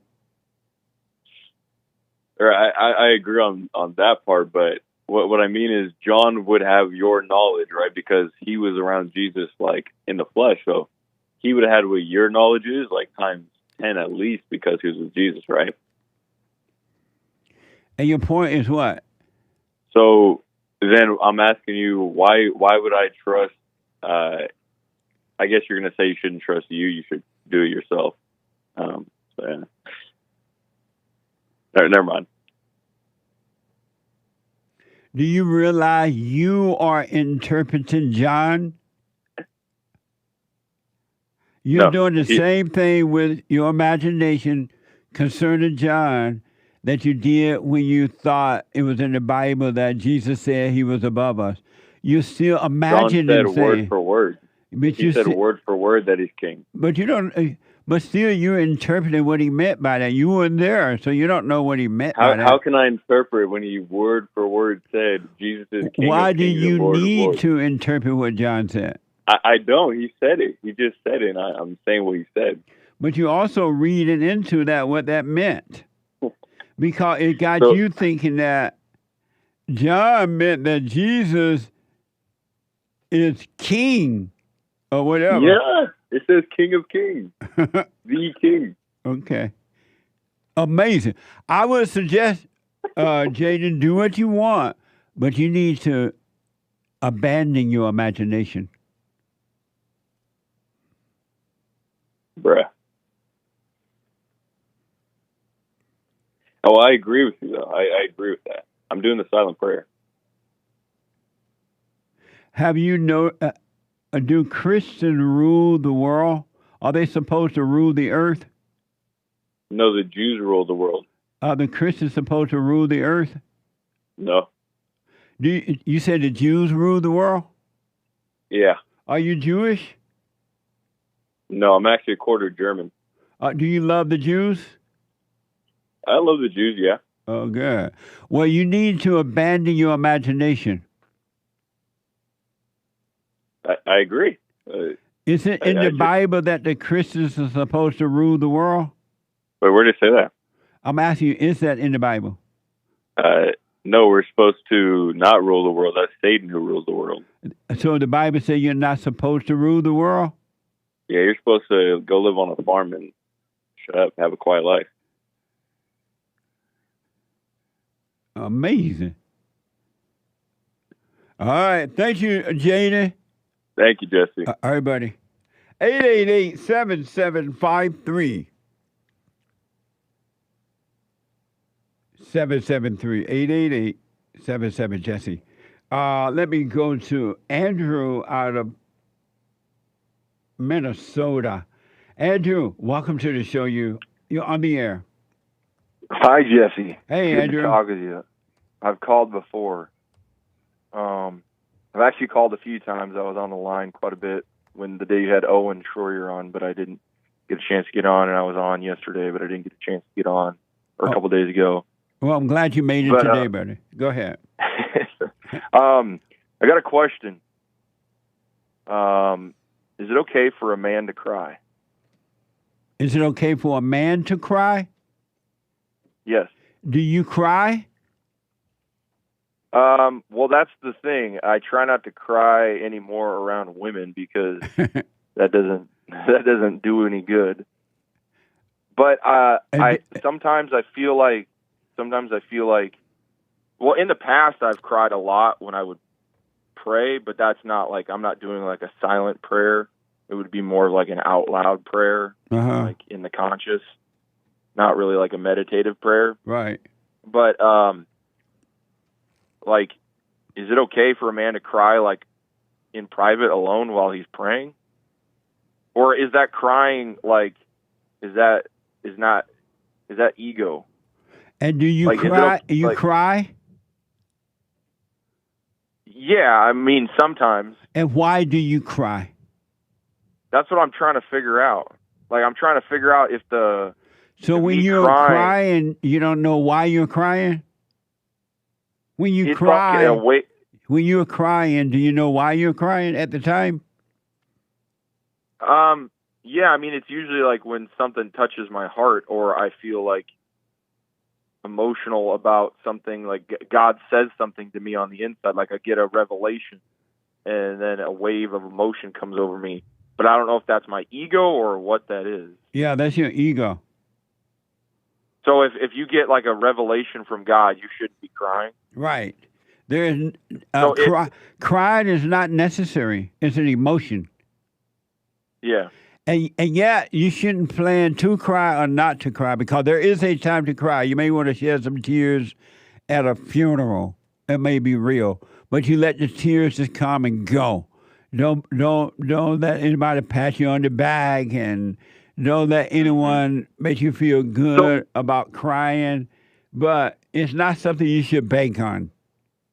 Yeah. So when it's just a thrill. So when I'm praying, and when I've prayed in the past and I start crying, then that's just my ego. Yeah. You were worshiping the devil. Okay. And you were crying to the devil. Oh boy. That's not good. Why else would you be crying? You weren't crying to God. God does not need you to cry. Yeah, exactly. So you were worshiping in your prayers and everything. You were praying to the devil.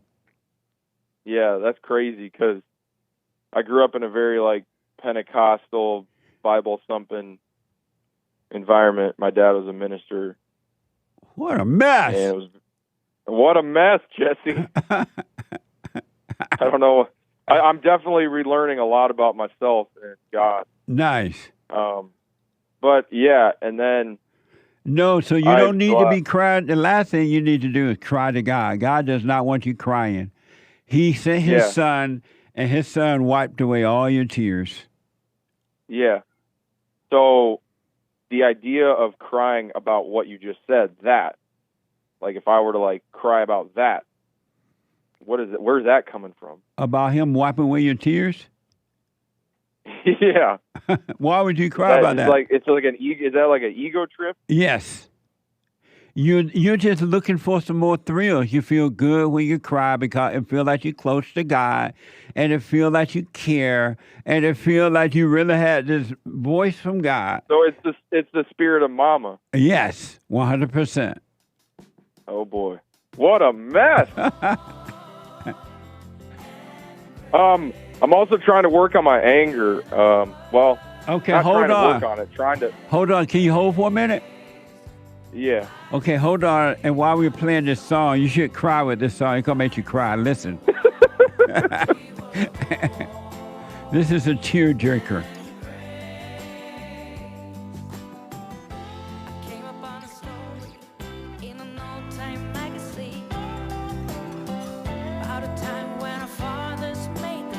Not George, Lord. Why George, Lord?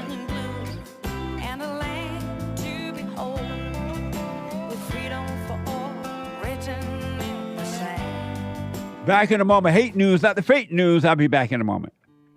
We have a counseling service, and I have to admit, thanks to God, it is the best counseling service on this side of heaven. I counsel with men and women, families, individuals around the world. Most people are unhappy, they're miserable, they have rough lives, they're depressed, suicidal, young and old, of all races. I understand, I know why, and I do understand it. Because exactly what's happening in me is happening with everybody outside of me, inside of them. And I've noticed that with those who really, really, really want to understand, they overcome it just like that, out of one counseling session. If you need counseling, you can go to rebuildingaman.com or call 800-411-2663. 800-411-BOND. Best counseling service on this side of heaven.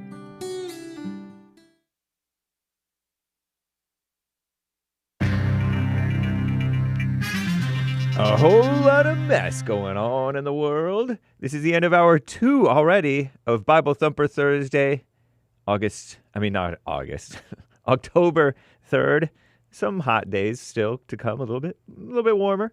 87 today, I hear, or 6 here in Los Angeles. And this is the closer to the west side where it's cooler. It's Thursday, August 3rd, first Thursday of the month, 7 p.m. at Bond in Los Angeles, the Men's Forum, 2024 AD, rebuildingtheman.com/events. Hour 3 is coming right up. There is one line open. JLP will be right back to your calls and some super chats and more great Bible thumping. But first, Hake news, not fake news. Childhood vaccines, schmaxines. I feel bad even saying the word vaccine. It feels like a dirty word that I can get banned for saying. But I support all vaccines, all of them, for everyone, 6 months and older. It's not funny. It's not funny. Commie Nonsense Network CNN says a record share of U.S. kindergartners, ages 5, sometimes even 4 a little bit, and ages 6 sometimes, for the dumb ones. Sorry, had an exemption. A record share of U.S. kindergartners had an exemption for required vaccinations. Well, isn't there a record number of vaccinations required, like the most ever in the United States, period? Probably the Guinness Book of World Records worldwide. In the last school year, leaving more than 125,000 new school children without coverage for at least one state-mandated vax, according to new data published Wednesday by the Scared Woman-led CDC, not run by Christians, by the way. Measles vaccination coverage among kindergartners varies widely by state, but only about a dozen states met the federal target of 95% schmaccination for measles vaccination to get that herd immunity or whatever among kindergartners, the Scared Woman-led CDC data shows. And I'm guessing that it might be because of immigrants and maybe some of the various religious people and some independent-minded whites and others, blacks, shout out. Rates for other state-mandated vaccinations, including diphtheria, tetanus, acellular pertussis, known as DPAT, and polio, also declined. In communities where vaccination coverage lags, it can create an opportune environment for illness to spread, so say medical experts. So, I don't know, some of them are okay, maybe. Whatever. Bank of America customers reported having trouble accessing their bank accounts on Wednesday. The banks are going down, cell phone coverage is going down, FEMA is going down, everything's going down, and not in a good way. On Wednesday, the bank said the apparent glitch has been largely fixed. Reports about a problem spiked about 12:45 p.m. Eastern Time on Down Detector, which collects data on outages on websites particularly. Many customers complained they could not see their account balances. Some who could access their accounts were starting to see zero balance. Woo, scary. In a statement to Commie Nonsense, Bank of America, BofA, acknowledged that some clients are experiencing an issue accessing their accounts and balance information, and issues largely been resolved. Bank of America apologized for the inconvenience, declined, though, to specify what caused the problem. Also, power outages. About 1 million customers in southeastern USA without power still, without electricity, a week after Hurricane Helene wiped away major portions of the power grid. Wow. Mother Nature is awesome. Or we shouldn't call it mother. That's pagan. Most of these outages are in the western Carolinas, where Helene caused unprecedented destruction. According to the region's power provider, Duke Energy, a monopoly. Get rid of monopolies. Maybe, maybe not. About half the power outages in the upstate South Carolina and the mountains of North Carolina will require a significant repair or complete rebuild of the electricity infrastructure, communist buzzword, that powers the region. So stated Duke Energy. A lot of mobile stations being installed, thousands. I'm James Hake. Now back to JLP. Hour 3.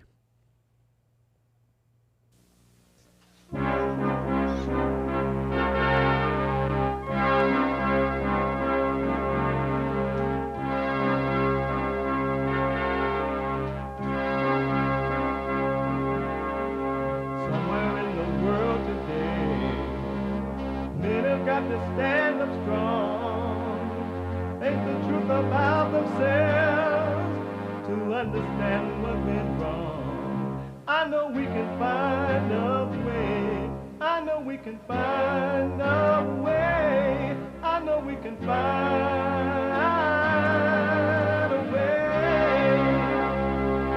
to stand up, stand up, stand up.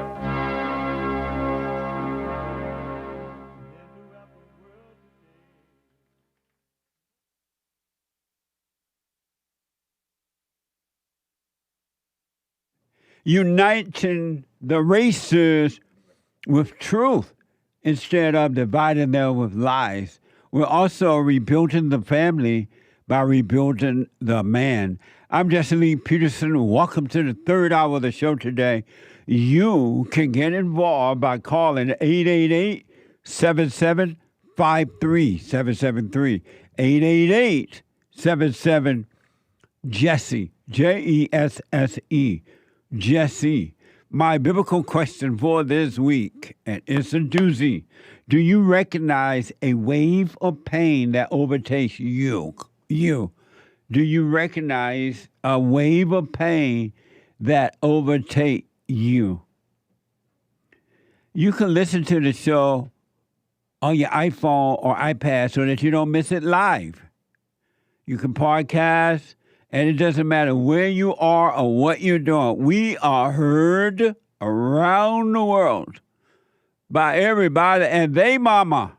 If you're black, everybody and they mama. But if you're white, everybody and their mama. So you can be listening to the show. You could, if you're illegal alien gang, drug dealers or whatever, and you're living in L.A. or even Mexico, if you're selling fentanyl or you're buying fentanyl, or you consider suicide when the rainbow wasn't enough, or you're asking the Lord, why George, Lord, why George? You could be listening to the show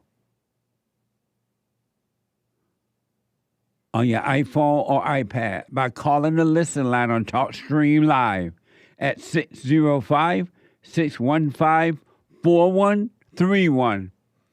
605-615-4131.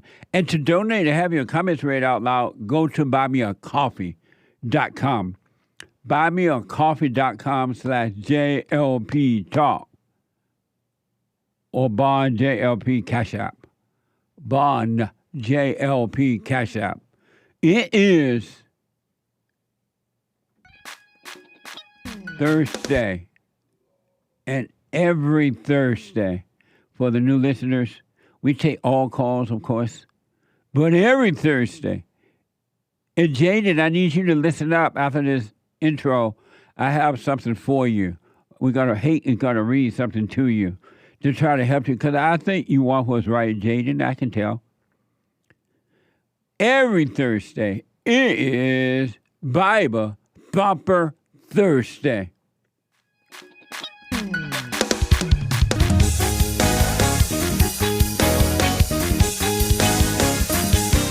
There's a verse. You want him to preach? Yeah. Get up and preach. From Juneteenth to George Floyd. Whosoever therefore A need on our neck. Why George, God? Why George? So again, thank you, George Floyd. Why celebrate Juneteenth? Is this a new trendy thing? Is this some type of political agenda? For being there to call out to your mom. How heartbreaking was that? Call like out for your mom. Monsters. I can't breathe. What a mess. So Jaden, before I go back to the callers, I want to read this. Hake going to read this to Jaden. Jaden called earlier, and he was saying that Jesus was above us, I guess, right? And then he said that in Revelation, somebody said something about Jesus being Lord or King or something like that. But Jaden, I want you to hear this, buddy. Listen to this, and tomorrow let me know what you think. This is from Hake. Go ahead. Romans 8:16 and 17. The Spirit himself bears witness with our spirit that we are children of God. And if we are children, then we are heirs, heirs of God and fellow heirs with Christ, provided we suffer with him in order that we may also be glorified with him. Mate, that's so deep, I don't know what to do with it. Nice, huh? You hear that, James? Come out of your imagination, buddy, so you can stop believing on the lies. You own what Jesus owned, but you got to suffer to see it and to recognize it. You can't see it or recognize it in your imagination. All right? We are children of the Father. We are joint heirs with the King. We are children of the Father. We are family. We are one. You can't say one. Only God and Jesus are one. We are one. We are one with God. It's in the Bible. And yet, Jaden and others are trying to put Jesus over them. Jesus is your brother, your big brother, your older brother, but you're one with him and the Father if you've suffered and died. Amazing. Hake. Yes, sir. I want to hold on, Andrew and everybody. I want to play one more thing, and I want to get what you think about this. Parents are turning their teens over to police for flash mob robbery. This is from ABC 7. The parents of several teenager suspects turned in their children to police after the teens allegedly participated in at least one of several flash mob robberies at Los Angeles convenience stores, authorities said. That's from ABC 7. Watch this soundbite. Parents probably did the right thing because if you don't stop them young, they can go pretty far with it. In Hollywood, nothing but praise for the parents who made the tough decision to turn in their kids over to the LAPD after those parents found out their kids were involved in these chaotic and disruptive flash mobs at multiple 7-Eleven stores. I think the parents totally did the right thing by turning the kids in. You got to teach them young about what's right and what's wrong. On September 28th, another parent in Southwest area. At Tuesday's LAPD Commission meeting, Assistant Chief Blake Chow announced that parents surrendered their teens to different police stations on September 26th, 28th, and on September 29th, a similar situation occurred in 77th, where the parent turned the child in, and that juvenile was also booked for robbery. Amazing. What do you think about that?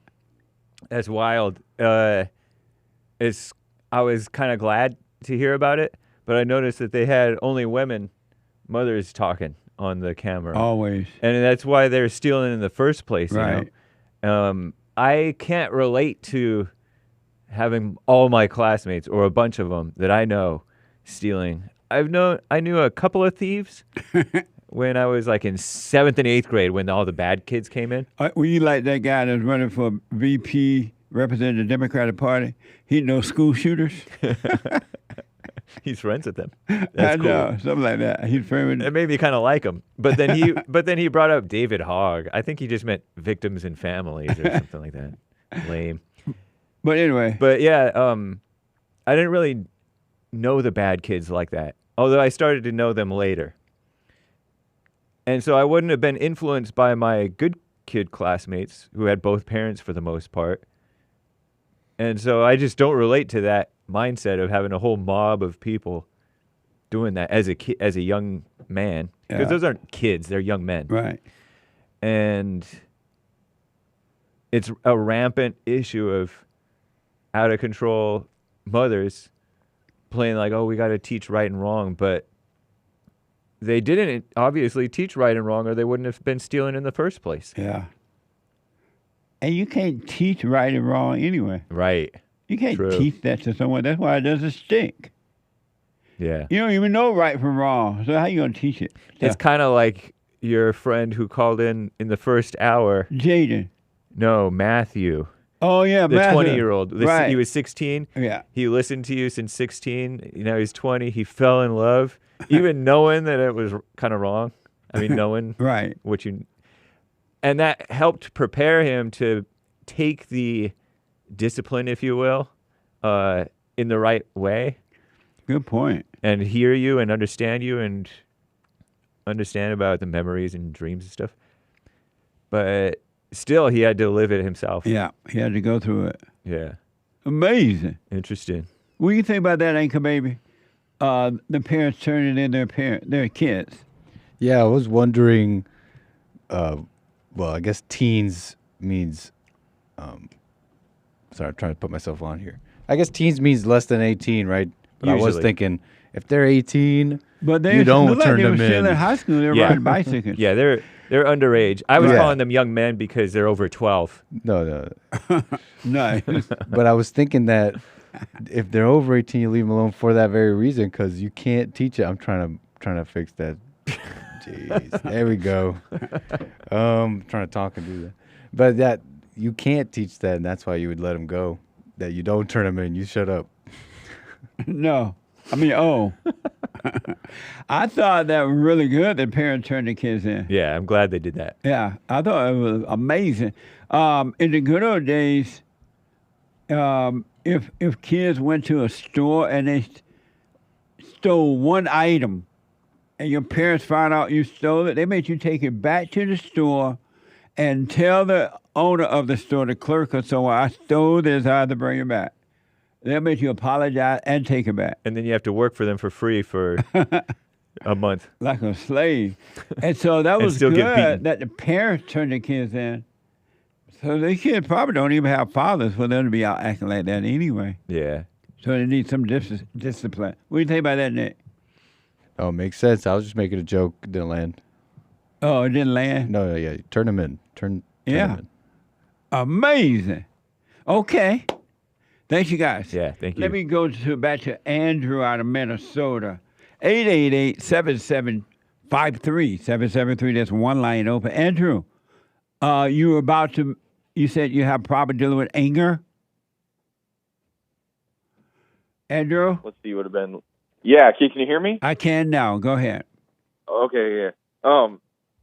Yeah, let's see, it would have been 2 weeks ago now. I drove 4 hours back to my home state to forgive my parents. And when I forgave my dad, funny, we were talking about crying. He started crying. I told him I didn't hold anything against him and that he raised me the best way he knew how. Nice. And then I also forgave my mom, and she almost started crying, but she didn't really. She kind of held it back a little bit. But and then I drove 4 hours back where I live here. But yeah, I just... Right on, man. I don't know. Yeah, I don't know. I've always had, like, anger ever since I was a little kid. Yeah. And I remember, like, really early memories from when I was, like, a kid. Like, there was this one time I was in 4th grade, and this is back when we had, like, steel chairs that we sat on with, like, that acrylic, like, seat back. There's, like, that heavy steel chair. And, like, somebody said something to me. This kid was, like, making fun of me or something. Then I told the teacher, and I was upset she didn't do anything. So I picked up my chair, and I threw it across the room, like, like, from the back row to, like, the front row. Whoa. Yeah, I was, like, in 4th grade, and then I, like, stormed off to the principal's office. And then I remember there was, like, I just remember there was a lot of times when I said, like, outbursts of anger. So I don't know. Like, it's always been something I've been dealing with, and I feel like, yeah, I mean, I've just been trying to be more present, become the observer Yeah. of my thoughts and stuff, but So do you still feel the anger at times now? Yeah, like yesterday, I was on the phone with my dad, and like every time I talk with my dad on the phone, like he's a pastor, so he says Jesus is God or whatever. All right. And he's pretty thumpy when it comes to that stuff, and pretty orthodox and everything. And so, he always says like, oh, he tries to tell me what I already know he knows. It's like, dude, you raised me in this. I already know what you're going to say. Like, you don't have to tell me anymore. And then yesterday, like, I got to the point where I was like, I didn't know how else to word it. I probably shouldn't have worded it this way, but I was like, I told him that he raped me with his religion. What the? Yeah, because I didn't know how else to word it. And I was just like, dude, I don't believe that stuff anymore. And what did he say? He just hung up. Oh, blame him. Well, yeah. I don't know how else to word it. So listen, the next time the spirit of then anger... I texted him. I texted him back. I said, I wanted to reassure you, like, I've forgiven you. I just don't hold anything against you. You raised me the only way you knew how. Yeah. It's just I don't believe in that stuff anymore. So it's hard to rebuild this relationship with him. But he's so adamant about saving me again and bringing me back to God. And it's like, dude, that's not. I don't know. Yeah. When my father became a preacher before he developed Alzheimer's, and he became a preacher. And whenever I would call him or I would go to Indiana to see him, he was just preaching all the time. And so my brothers and I started laughing at the fact that we could hardly have a conversation with him. And he would always quote the Bible because he was a preacher. But because I loved him, I didn't hate him anymore. It didn't bother me one iota that he did that. I would just let him do it. I still speak to him or say what I need to say to him or tease him about always being into the Bible. But it never bothered me anymore because I forgave him and I understood. So what I want to encourage you to do is the next time you talk to your father or anyone, or you're just alone and the thought of anger should come, and you don't catch it, so you feel the pain of anger, just notice it, but do nothing about it. Don't go off on your father or anyone. Just see it. Don't call it you, and I promise you the spirit of anger will be taken away from you. It has to depart you and find a home in another body, another human. Yeah. But you got to just watch it, and your father, without even trying to, is giving you an opportunity for you to see what is still in you, what you have to overcome. I know there's still junk in there. Right. And so when that happens, you just watch it, but it's in your mind, but it's not in you. Yeah. You are not your body. You're not your thoughts. You're not your emotions. I know. And where does perfectionism come from? Because I feel like that's something I've had a hard time with since I was a little kid, too. Get rid of that word. Forget about it. You can't make yourself be that at all. You just work on overcoming the imagination, dying from the ego, and that will happen on its own. Don't worry about that. Okay. That's just another word human being made up to control people and give you pain. Yeah. What do you think about reincarnation? Who? What do you think about reincarnation? Oh, well, the last time I dated her, she was hell to pay. She was upset all the time, and she was a mess. Yeah. I know a lot of people who believe that reincarnation is possible. And some people who believe that they've been they've died and come back, or they were here another time. Well, that's what I'm trying to understand is how can somebody, because I literally remember things from when I was like 4 or even younger, like little outbursts of anger that I had. I'm like, how does a 4-year-old get to be this angry without coming back into this next life with garbage, what happens to a 4-year-old, Well, the way you drop let's say you drop your body in anger, you're in hell already by being angry. Anyone that has anger is in hell. They're living in misery. So they're living in hell already. And if you drop your body like that, because your spirit never dies, you just live you'll live forever in hell, no way out. Yeah. But if you drop your body by overcoming the hell, and then you drop your body, you die, you're going to die in heaven, in paradise. You're already in paradise, and you will just continue to be in paradise. Yeah. Yeah, I remember there was this time when I was like probably 4 years old, and I was coloring in this coloring book, and I colored outside the lines in this book, and I just had a freak out. Like, I just freaked out. Yeah. Well, from now on, do not call that anger you. Stay with the silent prayer and just watch. And when your father called and doing his little preaching, you know how you can make a joke about it, or you can just, hey, I had enough, or whatever, right? But stay away from the anger so you can be free from it. Yeah. All right. I'm trying, man. I'm trying. Stay with it, and don't you put any of your effort into it at all. You just want to be able to see. You want to be present, and the present, which is the spirit of truth, the spirit of God, would destroy the spirit of the lie, which is the spirit of Satan, the spirit of evil. There's nothing you can do about it at all. You just want to be aware of it. Mm-hmm. And you'll be fine. Yeah.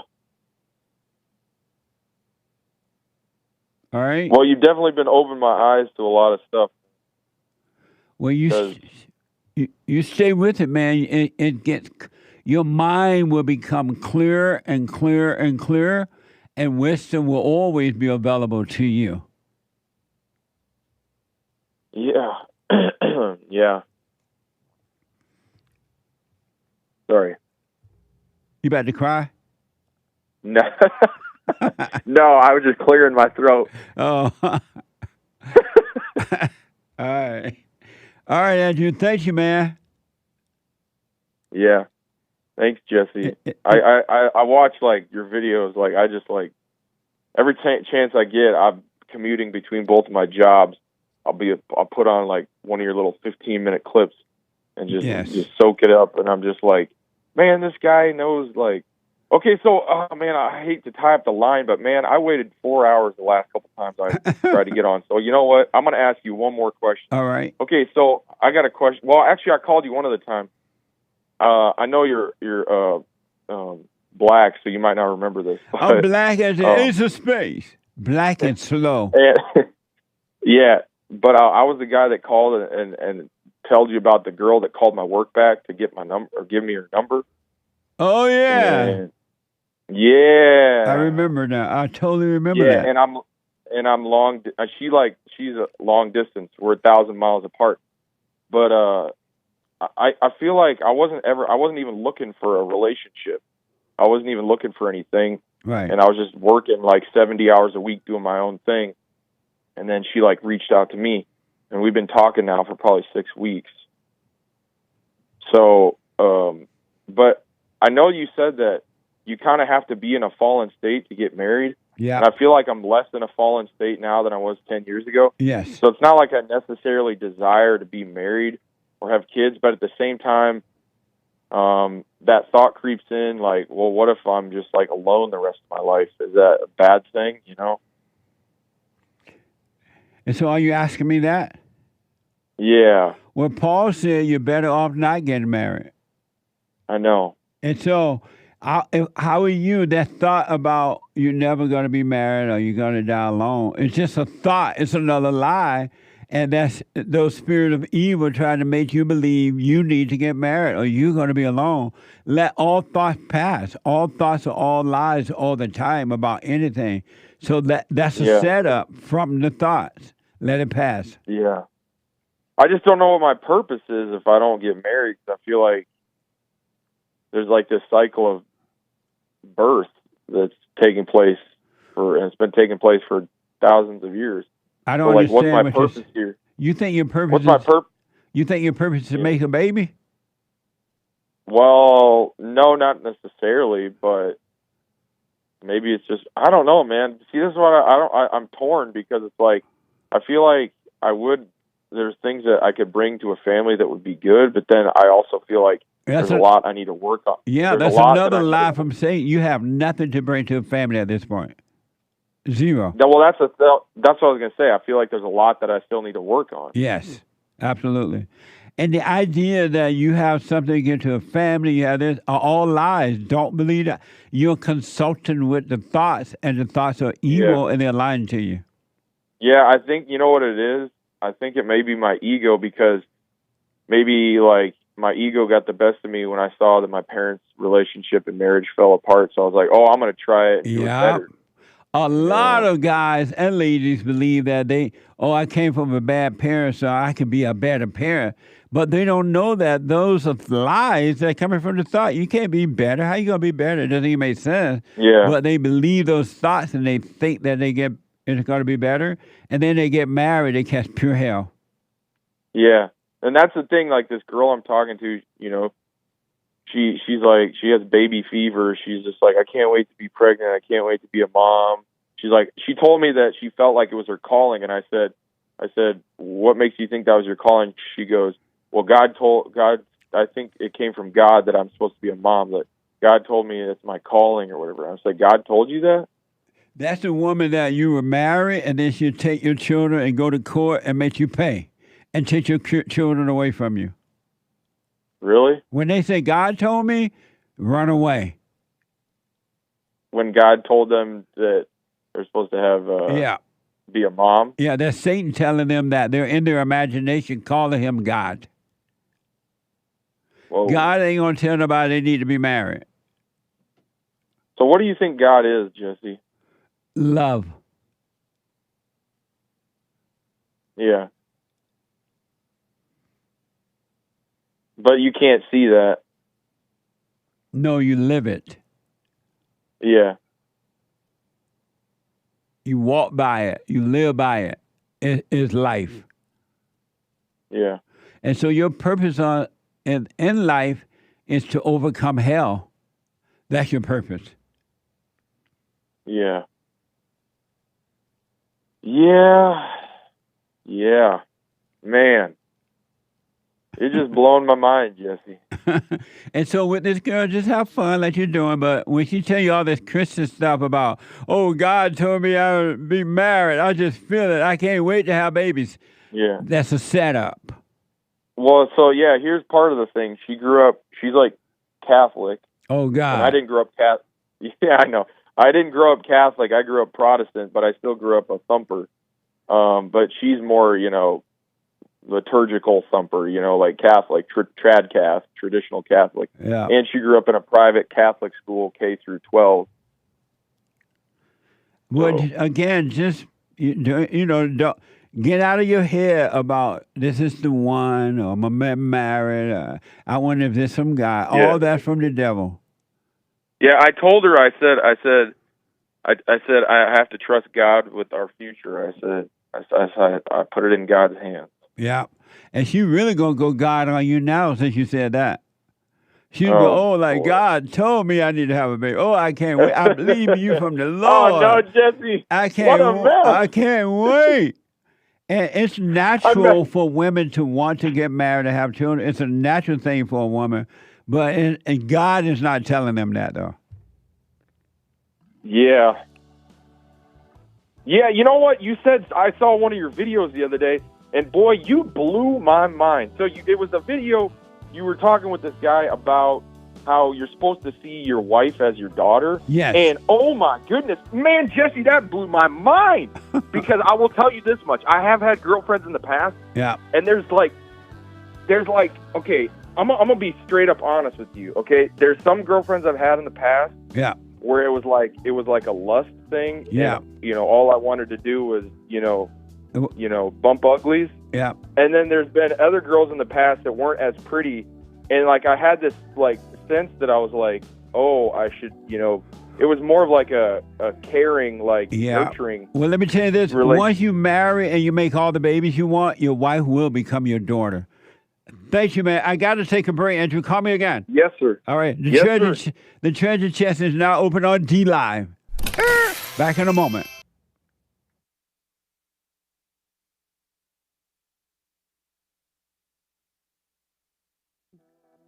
And I think because it's not taught in the homes or talked about, we don't have examples of it, right? Is love. Our theme this year is to bring back Christianity, to love God with all our heart, soul, and might, our neighbor as ourselves, and to endure. And when you're in a fallen state, people will judge the molester but think they're better than the molester. And I ask, well, why do you think you're better? When I realized it doesn't matter what you think about yourself or how much you have or don't have or how you accomplish things in life or don't. If you have no love, you have nothing.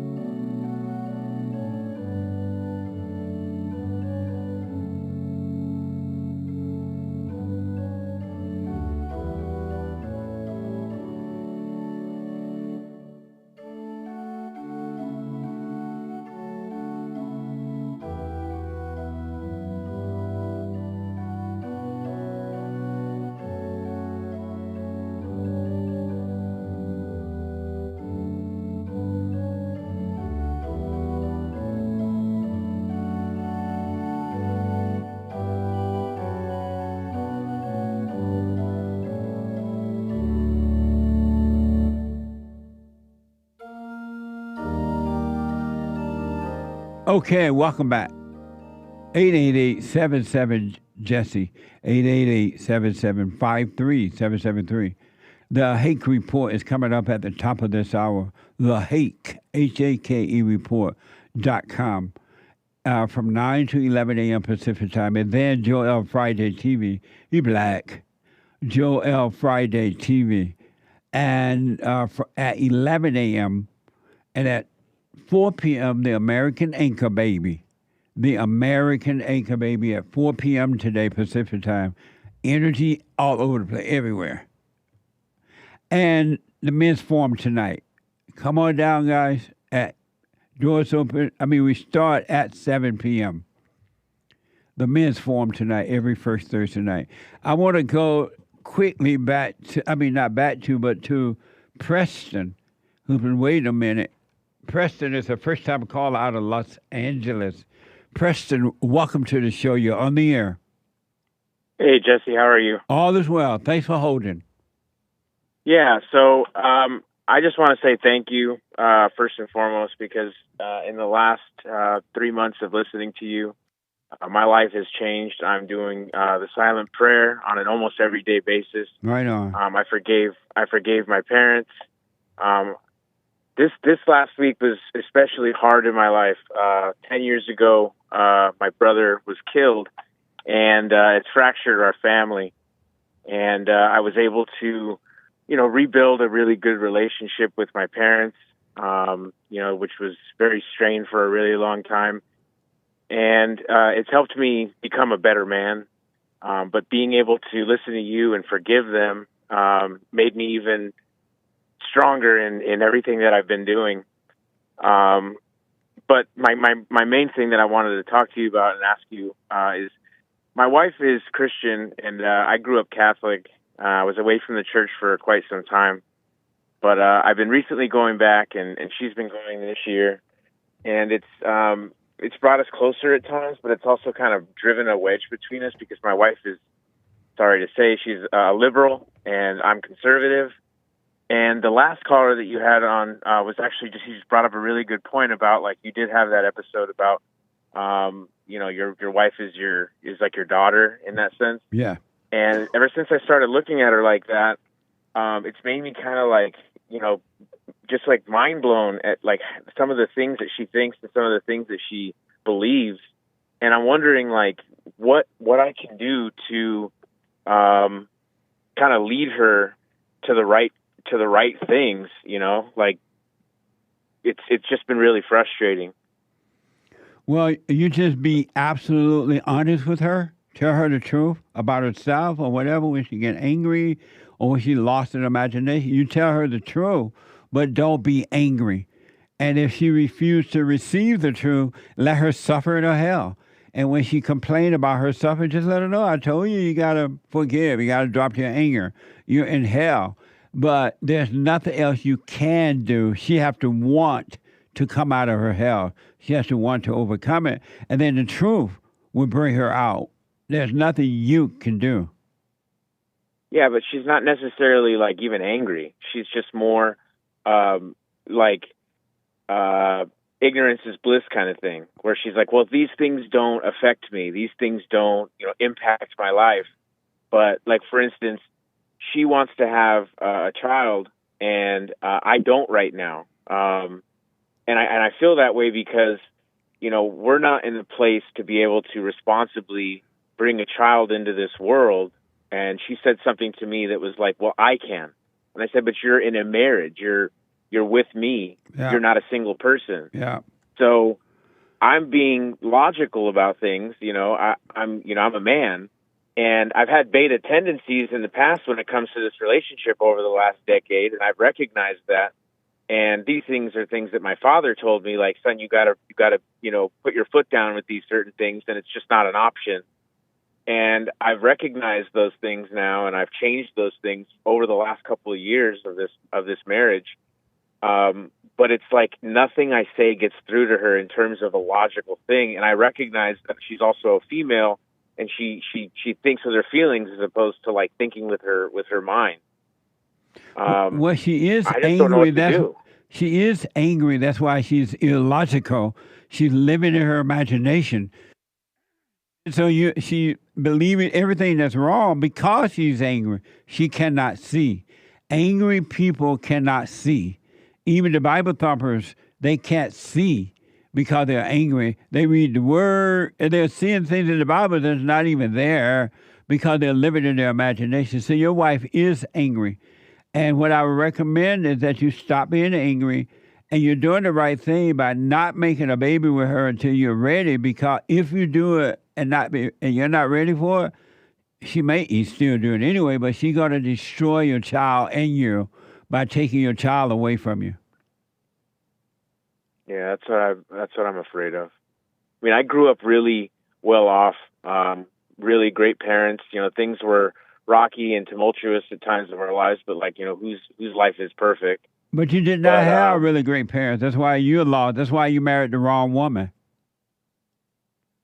You think she's wrong? That she's the wrong person for me? Well, you married your mama. How so? Because you were angry at your mother, and you become like what you hate, and you become attracted to what you hate. And every woman that the man get involved with is his mother, and then every woman the man get involved with is her father, weak, a mama's boy. Dang. But I mean, why did you get married? Well, we had been together for quite some time, and we got through a really great amount of achievements together. She was my best friend. She was somebody that I could trust, and things have changed in the last 2 years. We've been married for 2.5 years now, but the first 8 years of our relationship, 7 years of our relationship, were great. I'm not saying that the last couple of years hasn't been great, but she's changed, a lot. And I think it's more because I've become awakened in a lot of things. I used to be less conservative. I grew up in a very conservative house, and I went to church. I was in the church 3-4 days of the week from the time I was 6 years old all the way to the time I was 16. Wow, what a mess! But I feel like. But I want to say I feel like she didn't change. That's what you see now is what was always there. She just pretended to be the other thing so that she saw that what you needed in order to draw you in, and you pretended to be different because you were trying to draw her in. And now the other evil spirit is coming out of the both of you. Even though you're working on yourself now, you're going to overcome if you stay with her. But that's the person you married. She's the same person. You're just looking at a different spirit. Yeah. So how do I change that? Because you can't change it. She have to want to change, and God has, because it's spirit. Her nature is that of evil. All human beings has an evil nature. That's why human beings are evil, and they cannot be trusted because their nature is evil. And you must be born again, and God will give you a new nature. There's nothing you can do about but point it out. And if she resists it, stop pointing it out and let her suffer. Don't argue with her or anything. Well, this last week, because I had such a rough week, you know, I kind of retreat inwards, and you know, like I try. I mean, I've definitely not tried to be in my imagination at all this week. I've been, you know, keeping myself busy, and it just got, you know, kind of overwhelming. And my wife and I took a couple of days where we just weren't really, you know, we've been kind of having some issues lately, and I basically just told her, like, you know, I've outgrown this stage of my life. I've outgrown this place that we live in. I want to live somewhere that's going to give us a better opportunity at life for stability and happiness. And if you really want a child, you need to look at these things from a logical standpoint. And if you don't want to come with me, I need to move on with my life and go somewhere that's going to make these things possible. And I kind of put it out there for her, and, you know, we haven't come back to the conversation. But I mean, for instance, I became even more so conservative in that, you know, I wanted to go back to, you know, the Catholic faith, in the sense that that's what I was doing, you know. And you don't go back to the Catholic faith. You don't want to go back to anything. You want to overcome the Catholic faith, because that's what has kept you in hell. Well, I have noticed that since I've done the silent prayer, like, my mind is so much clearer. Yeah. You want a clear mind. And the Father, if you continue to work from within, everything you're looking for, everything you ever want to be, everything you can be is within you. The kingdom of heaven is inside of you, and you don't need to go back to the Catholic Church or anything. You need to stay within and work from within. Do the silent prayer, watch those thoughts, and the Father will change your nature from evil to good, and you'll be fine. He will give you a clear mind. All right. Religion is not the answer. That's what I've been feeling. Like, there's been a point in time with both, like, going to this Christian church that because, like, for instance, she will take the word of this pastor at this Christian church that she's been going to before she will, like, even entertain anything that I have to say. Right. It'll be the same message. Yeah. It'll be the exact same kind of, the delivery is the same even.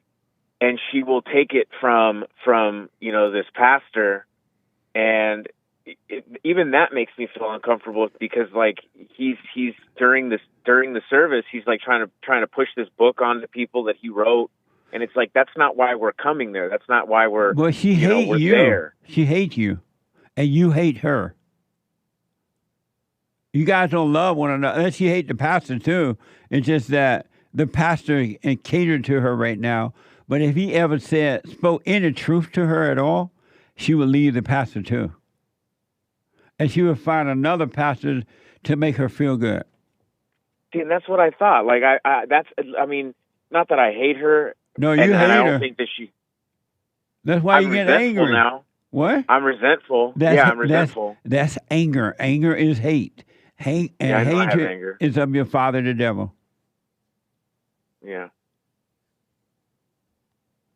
That's why you guys are fighting, because you hate one another. No husband and wife, you can't find a husband and a wife that love one another. But we can overcome this? Yes, if you want to. But she might not want to overcome it. So you got to work on you, and you will overcome, and then she will give you hell because you're going to hate the light that's in you, but the light will work out your life, and it will and the darkness will disappear from you, from your imagination, and maybe even this woman will get so mad and angry at the light in you, she'll leave. Well, that's what I'm trying to do, is in the sense that like I'm just letting go and letting God. Yes, You know? absolutely. And that's why the silent prayer. I've even told her, I shared the silent prayer, your video with her, and I told her like, try this. Like it feels like it's breathing new life into me. Yes. Being able to be so present that like I'm not worried about like even 5 minutes from now. I'm just in this moment. And because you're with God in the moment. When you're in the present, you're in the presence of God. God is with you. When you're out of the present by being into your imagination, thinking about the past or future and worried about this and that, you're with Satan. You're in hell. And that's how I feel. That's why I don't have to like, I have a remote position right now, so I'm able to like, 2 or 3 times a day do the silent prayer. So it's been, some days I'll do it once, other times I'll do it 3 times a day. And it's given me a lot of direction, but like it gives me a clear picture of the things that are happening. Like for instance, yes. like I'm a supporter of the Great White Hope. Right I on. truly believe that like we have one of the most difficult, tumultuous times in this country, and we need to become unified again. And the America that we grew up. I'm 36. Like I grew up doing a Pledge of Allegiance every morning at school, and believing in the country and like the American spirit. Well, let me tell you this because of time. You start doing the silent prayer, and then during the day, as you're doing, practice being present instead of being lost in your head. Don't worry about this woman. You tell her you're her husband, so you be honest with her that she's angry, she's evil, she needs to forgive her parents if you want to be free. And if she doesn't do it, just watch her suffer, and there's nothing you can do about it. Let her suffer. All right. Well, I feel like she suffers in anything that we talk about, because like she doesn't believe in conservatism. She's like very closed-minded to a lot of those kinds of things. And I do start to see that it's like the anger in her that is, I don't want to say anger, but the way she's portraying herself. It's anger. Well, yeah, but it doesn't necessarily come out as anger is what I'm saying. It comes out as like closed off, which I understand is anger now. Yeah. But yeah. It is anger. Thank you. And so stay with the silent prayer.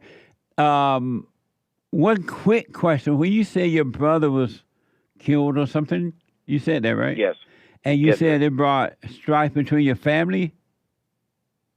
It was, it fractured our family. Why? In a lot of ways.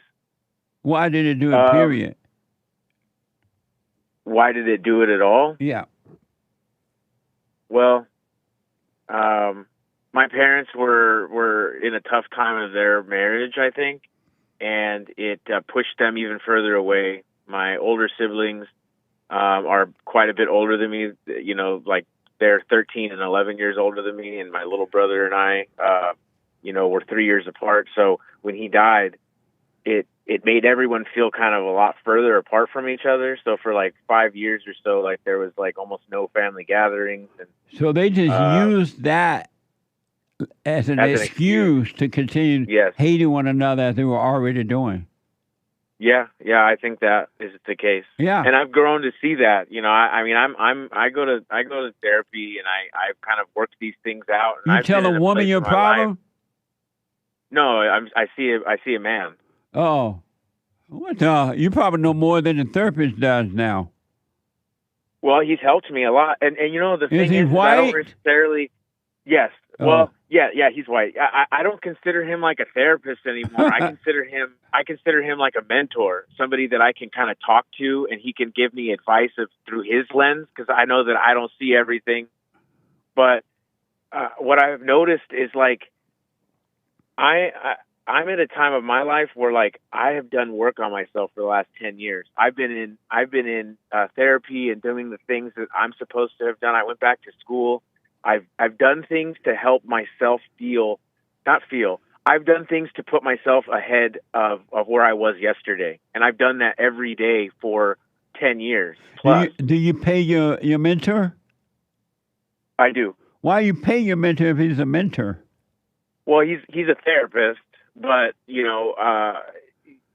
Yeah, I mean, I have other people that I can talk to that I don't pay. Listen, They're let me tell you this. And stop looking outside. So some of these people don't know what they're doing.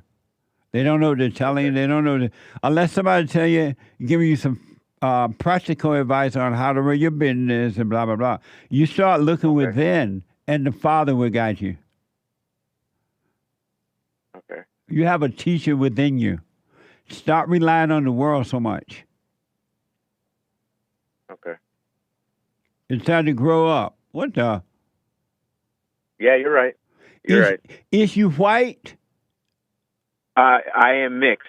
So my dad is Puerto Rican and black. My mom's Italian, German, and Swedish. So I look white, though. No wonder.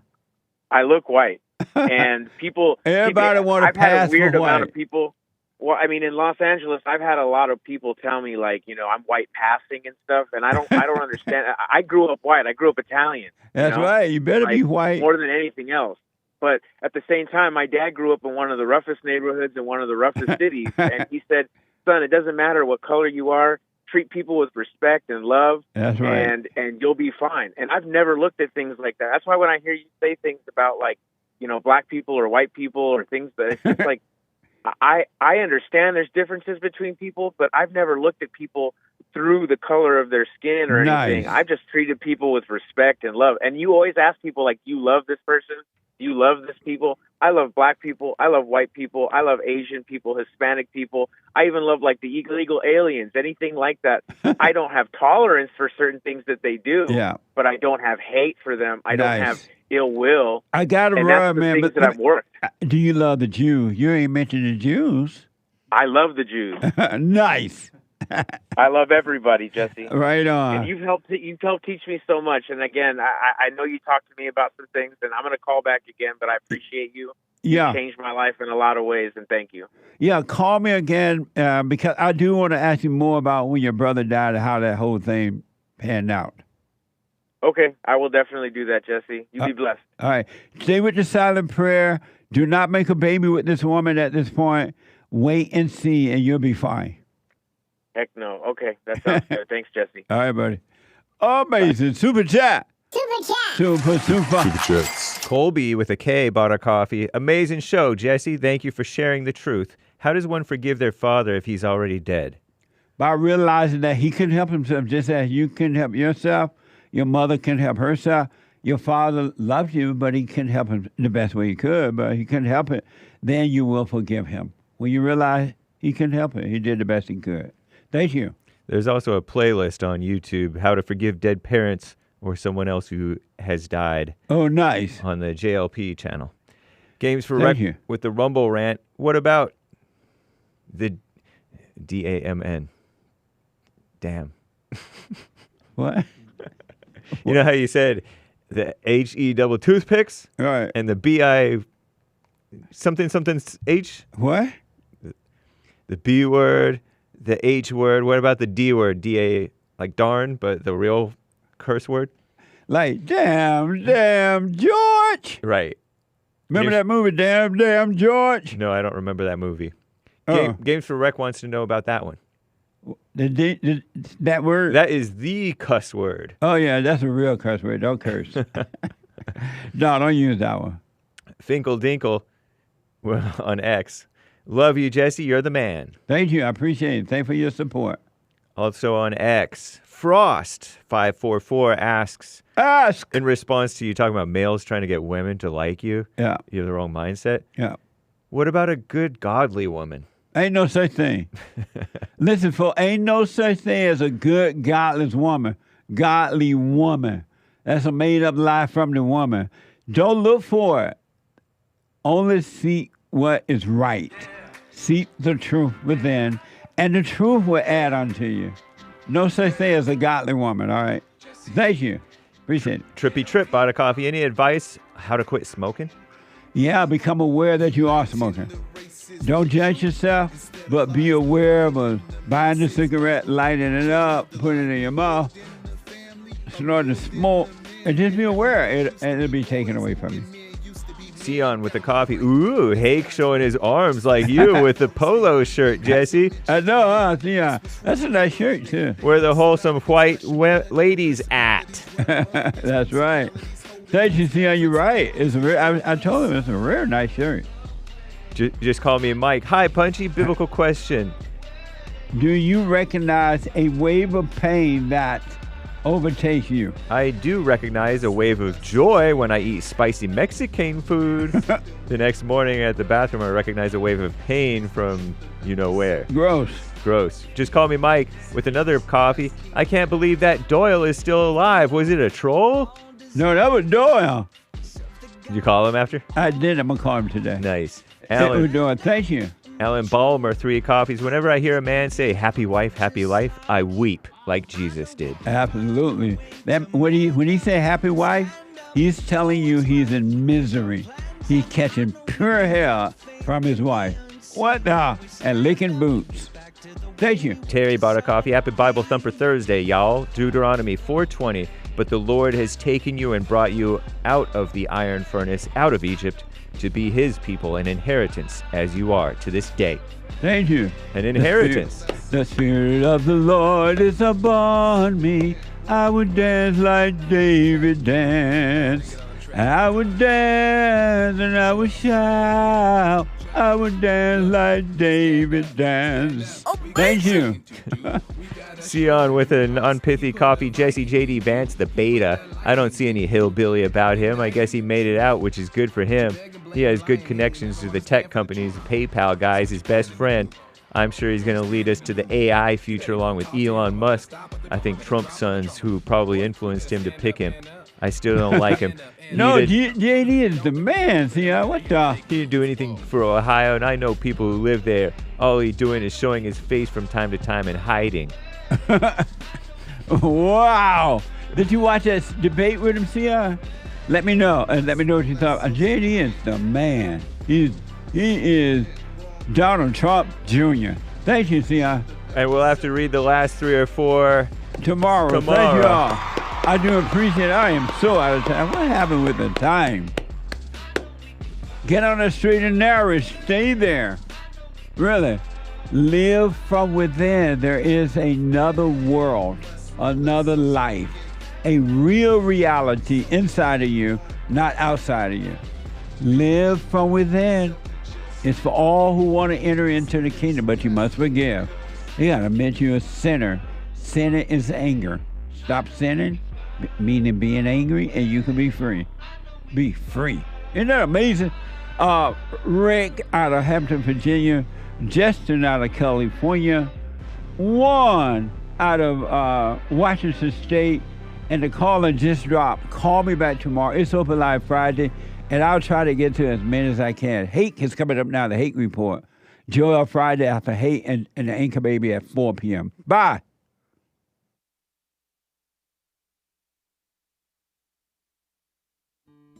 We have a counseling service, and I have to admit, thanks to God, it is the best counseling service on this side of heaven. I counsel with men and women, families, individuals around the world. Most people are unhappy, they're miserable, they have rough lives, they're depressed, suicidal, young and old, of all races. I understand, I know why, and I do understand it. Because exactly what's happening in me is happening with everybody outside of me, inside of them. And I've noticed that with those who really, really, really want to understand, they overcome it just like that, out of one counseling session.